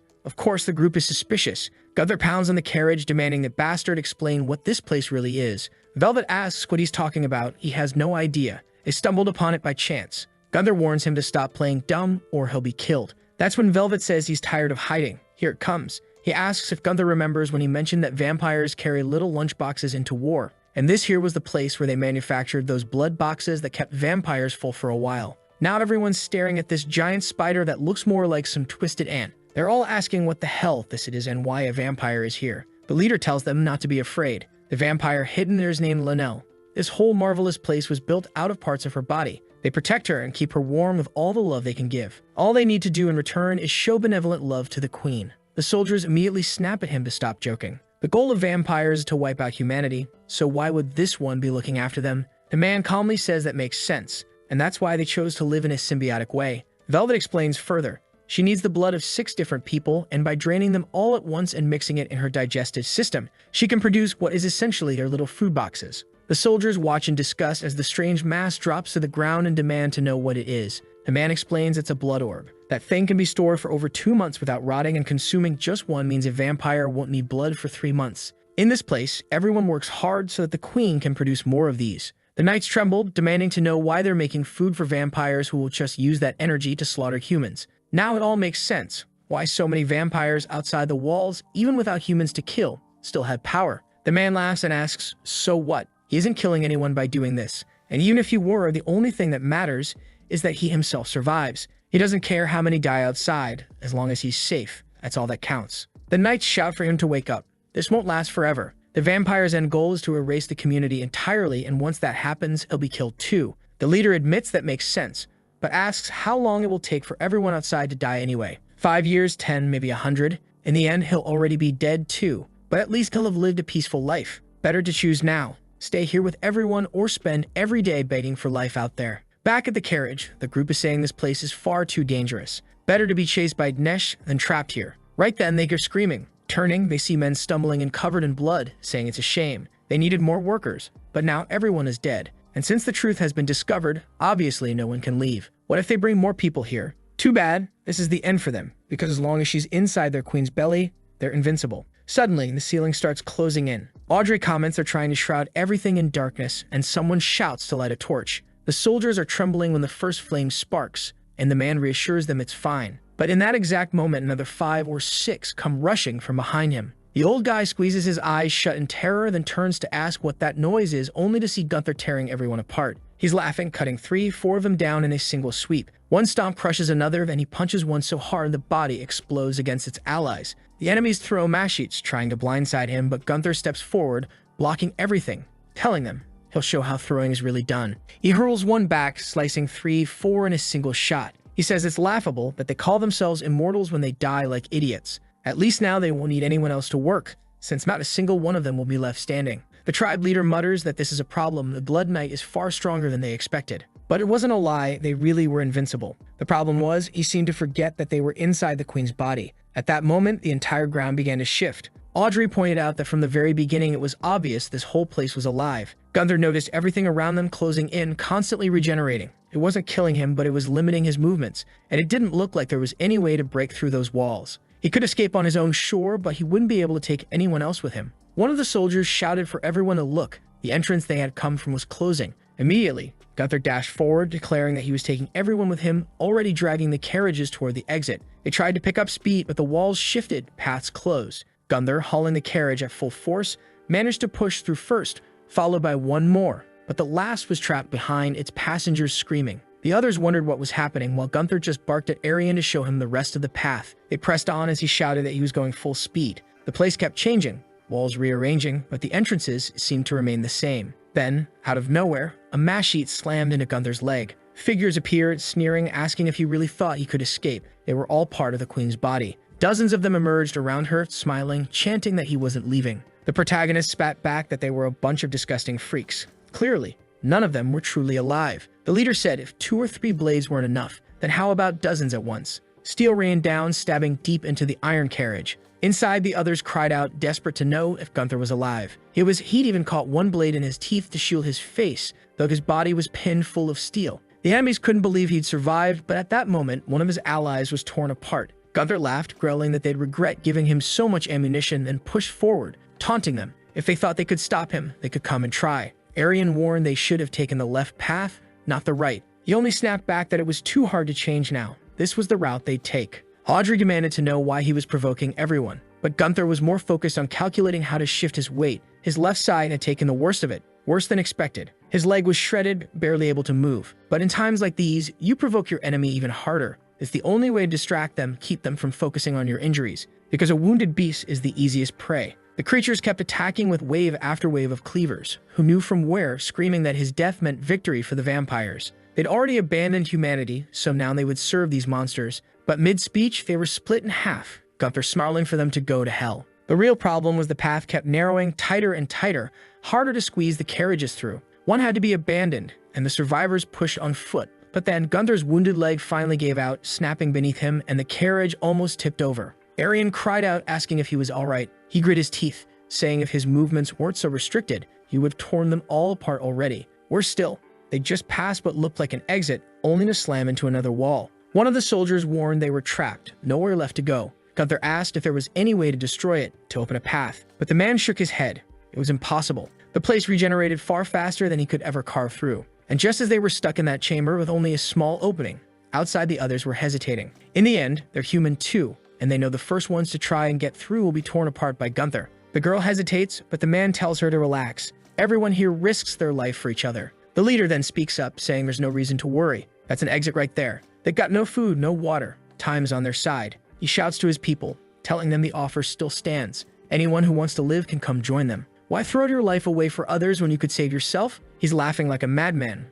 while everyone on the other side is left confused. Gunther says he needs a new weapon. What do they have that he can equip to get out of this place quickly? Arian explains they've got a torso, a pair of legs, another pair of legs, and finally yet another pair of legs. Gunther demands to know what the hell that's supposed to mean, Are they trying to turn him into a centipede? Audrey pauses, then admits maybe it's not such a bad idea. He's baffled, while the cave dwellers sit in silence, waiting for something to happen. The red-balled one mutters that they're holding out longer than expected. The leader just replies it doesn't matter. Time's on their side. That's when suddenly Gunther's voice is in his ear, telling him to repeat that. The man jolts, stumbling back, demanding to know where this freak came from. He shouldn't have been able to break through that wall. But there's Gunther, outfitted with 8 legs, saying it's incredible. Time to tear them all apart and make them regret it. The guy can't understand how he's moving so fast, but in the same instant Gunther slams a kick straight into his chin. He even says that the most important thing in this world is his own life. We then flash back a little to when they were training him to move with all those bizarre legs. Some even look like they came off a rhinoceros. He's stumbling awkwardly, and Audrey tells him to focus. He snaps back that she has no idea how weird this feels. Arian explains that this set of legs was designed after studying insect anatomy. In theory, he can climb any mountain, stick to any slippery surface. In just a second, he's scaling everything, boasting that with this speed and reach, no one can get near him. Not to mention, he can morph the legs into something like a scorpion's tail strike. He even swings an attack toward Arian, joking that she'd die right there, though it only brushes her lightly. She says at least this way he's got an advantage. The real problem, though, is how they'll escape this labyrinth. He shrugs it off. Why escape? All he has to do is kill the queen within 2 hours. Audrey admits that's an option, but reminds him the place is a maze. How will he even find her? Gunther just answers that he'll find himself a reliable guide to lead the way. And with that, he charges ahead at full speed, seizing the human leader by the throat, demanding to know where the queen is. The man refuses at first until Gunther starts crushing his skull. Then he blurts out that the queen is to the right. The other villagers shout at him not to say a word, warning that if he does, the queen will be killed. But obviously, the man's more concerned with staying alive. Meanwhile, I hadn't noticed they'd abandoned Velvet's carriage. Some people are trying to free him when suddenly something darts past at blinding speed. Velvet wonders what kind of strange creature that was. Gunther, still racing forward, snarls at his hostage to keep talking, point out the exit, or his head will burst. The man quickly says to turn left. Survivors rush in with cleavers to attack from behind, but Gunther lashes them aside with his tail and bolts forward so fast they can't do a thing. Even as he's dragged along, the leader insists Gunther won't be able to break through the final defense. The queen's mouth was right ahead, but Gunther launched himself forward and, as her teeth snapped shut, he shot through like a bullet. He muttered that this was interesting, but now playtime was over. He was already inside the queen's chamber, while the others panicked, shouting that if she died, they'd lose the fortress. At that moment, the leader finally realized the truth. If this place fell, the vampires outside would slaughter everyone. The problem was, they didn't have the strength to stop this other monster, Gunther, who already knew all their secrets. It was all his fault for miscalculating, for bringing these people here. At this pace, they'd all end up dead no matter what. He looked at Gunther and broke down crying, begging for forgiveness, telling the knight he had risked his life so much just to bring him to this chamber. Gunther was left confused as the man sobbed like a child, begging for his life, promising he would serve humanity forever, swearing that all he wanted was to live. The others started dropping their cleavers, falling to their knees too, weeping, begging for mercy, admitting everyone makes bad choices, but all they ever wanted was to survive. Gunther laughed, saying they were adorable. He loved selfish people like them who acted purely on instinct. Because he was the same way, and fine, he'd show some mercy. He'd give them all a second chance. If they ran right now and stabbed the queen in the heart, the first 10 to do it would be spared. The rest would die. For a moment, they hesitated. The next, they were on their feet, shouting they were fighting for humanity. They all charged the queen, and then she began to peel back her mask, staring straight at them. Obviously, she wasn't going to just die easily, without resistance. And before anyone could pity her, we were shown what turned her into this monster. The woman recalled a family holding a baby, weeping. A hand landed on her shoulder, someone telling her it was a shame that the second wife had borne better children than hers. She looked aside and apologized deeply to her mother. The mother snapped back that she'd better not forget. Everything they own had been invested into this marriage with that duke. They sacrificed everything to grasp the royal bloodline and the power that came with it, even if it meant marrying the trash that was her father. All the hard work she'd done her entire life. She'd better not forget it. The daughter just stood there, replying that she understood. But the mother kept turning her face away, yelling that she didn't understand anything about the sacrifices that had been made. Why did she have to fail when they were so close to getting what they wanted? Why couldn't she just produce an heir? The girl, cross-eyed and broken, whispered that she didn't know either. She had married a man she didn't even like, just to please her mother. She was living in this foreign land, giving her all, surrounded by strangers she'd never met. All she asked was for her mother, the only person she knew, to treat her like a daughter. Instead, the mother slapped her, saying failures don't deserve affection. She was a useless girl. The mother turned to leave, and the daughter asked if she'd only been born to fulfill her mother's ambitions and greed. Was she nothing but a tool to birth children and secure ties to that noble house? The mother turned back and coldly confirmed, yes, she had finally understood. Now that she knew the truth, she'd better make herself useful for something. The daughter boiled with hatred inside but held her tongue. Then she told her mother that if her only purpose was to give birth to something, then so be it. She would create something, not the noble blood her mother craved, but something that would bring an end to humanity's suffering. And we snap back to the fight, with Linnell declaring that she still cannot die. She still hadn't given birth to whatever was supposed to bring about the end of humanity once and for all. My theory? Maybe she's trying to create a new version of that woman buried with Julius.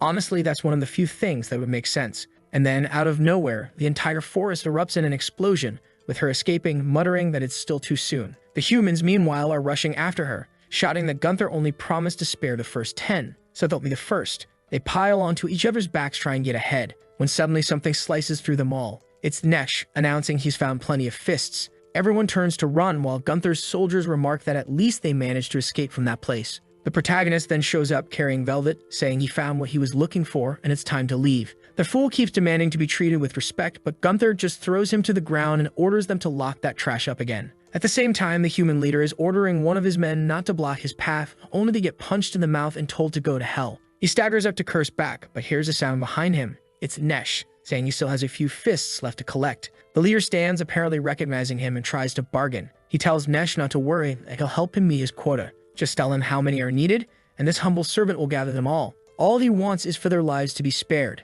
But Nesh keeps closing in. The leader asks what he's doing, only to be ripped apart, eaten alive, torn in half, until nothing remains but hands. Meanwhile, Gunther is sprinting at full speed, carrying the carriages on his 3 legs. Inside, they're whispering that he must have known all along what was happening in that production nest. Audrey, on the other hand, tells the fools that they deserve to die there, but at least now they've bought everyone more time. One of the men insists on going back to kill Linnell, but Gunther snaps that they don't have time. Facing 2 high-ranked demons at once would be impossible. He'd burn out completely. And besides, now that her nest is destroyed, a blood-spewing monster won't be able to do anything. Still, Linnell herself is staggering through the forest, muttering that it hasn't been born yet. She still hasn't given birth to what she needs. Sometime later, one of the soldiers riding on top of the carriage loses consciousness and falls to the ground. Immediately, others shout for Gunther to stop. They need to help him. Sir Eric says he hasn't slept in 3 days, it's far too much. On top of that, he's starving. Gunther sneers that the guy's a failure. But even he starts to feel his own energy draining and decides to stop for an hour. Inside the carriage, Velvet mutters that humans are failures.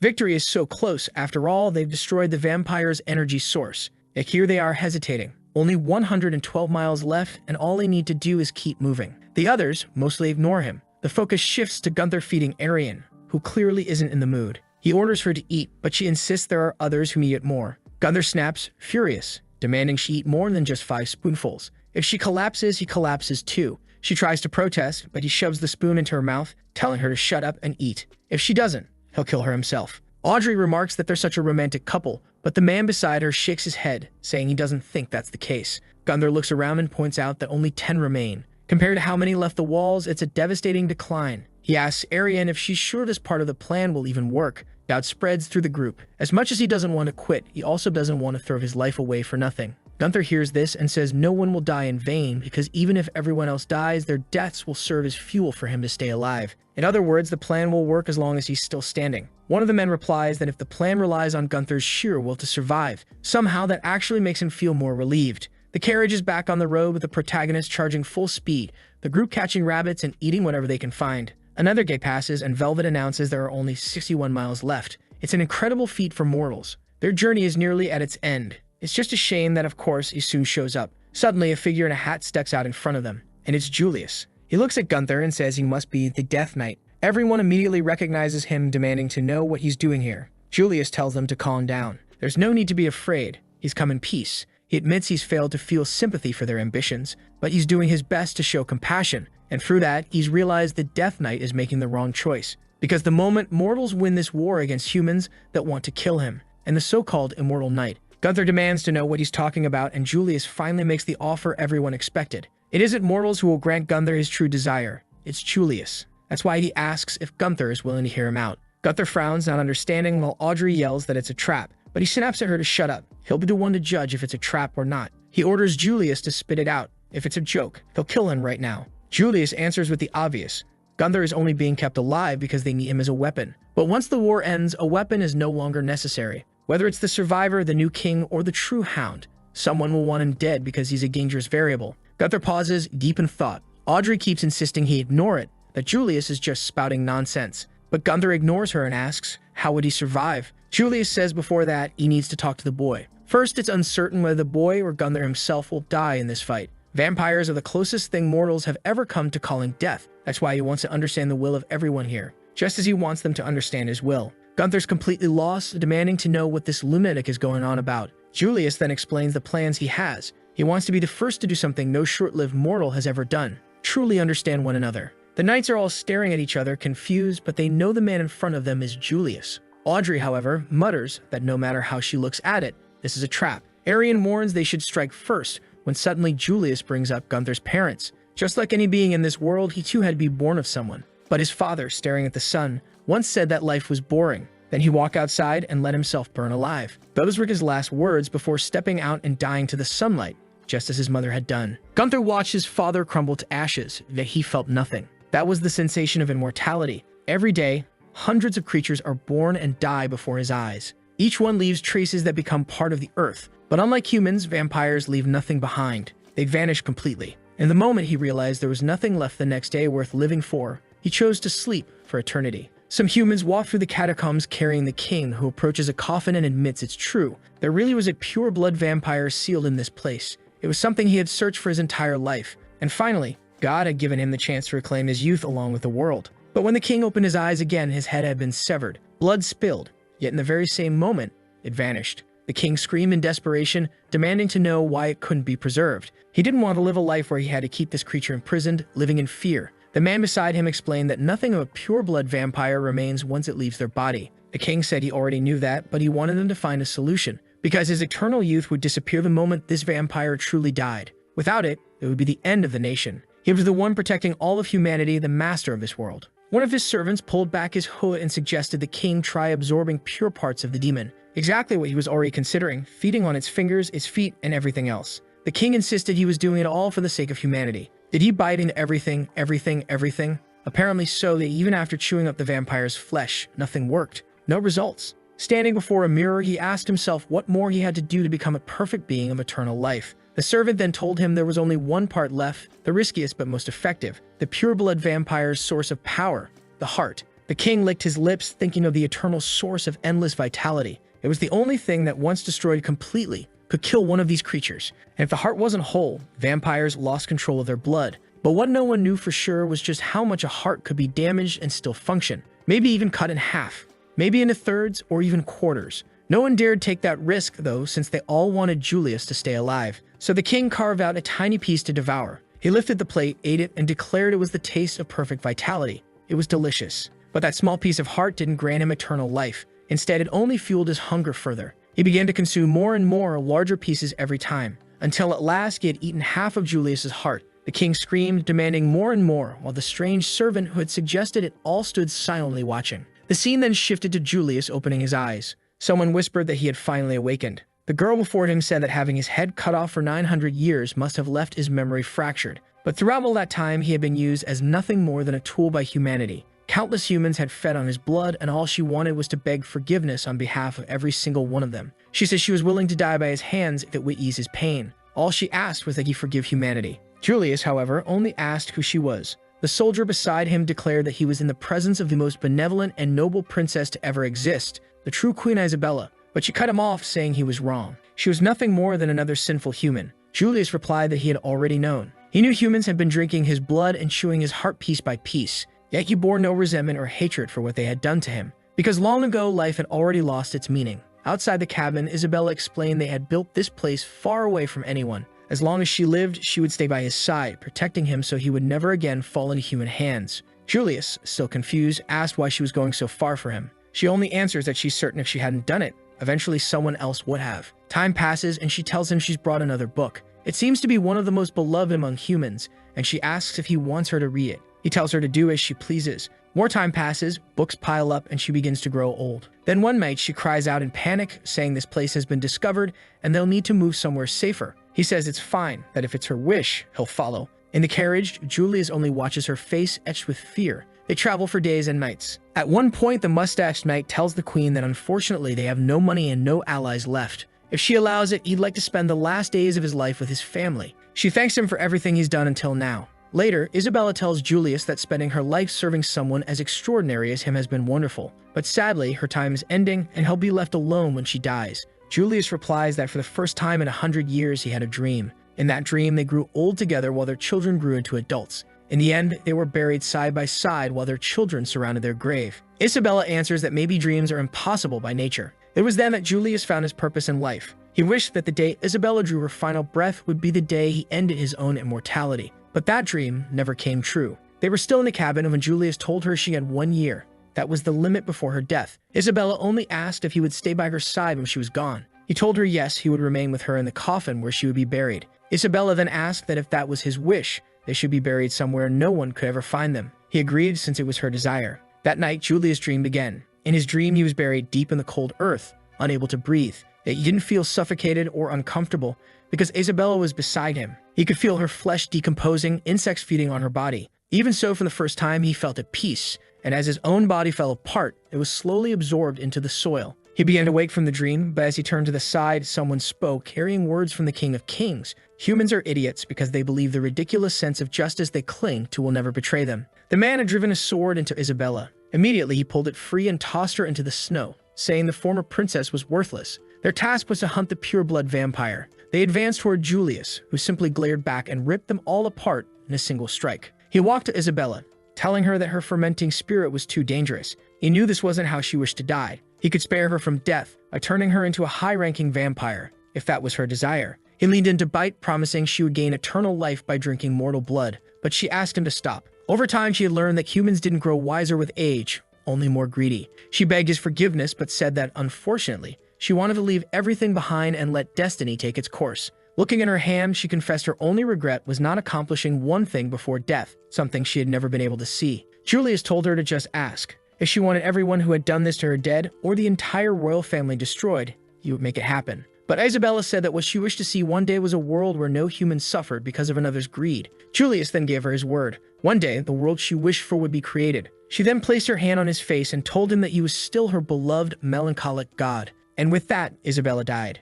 We return to the present, with Julius saying that after her death, he spent years and years researching ways to create a world without greed. That's when he discovered that mortals had a unique trait. They were quartered creatures, ones who naturally worked together to survive. The problem was that selfishness and greed always tangled with those intentions. If there was any species on this planet born to torture one another in the name of survival, it was mortals. That's when he came to the conclusion that for a world without suffering to exist, humanity itself could no longer exist, because they were the very cause of greed. And of the like on this video that helps Mamoru make more juicy content for his viewers, activate the cheeky little bell, and I'm out.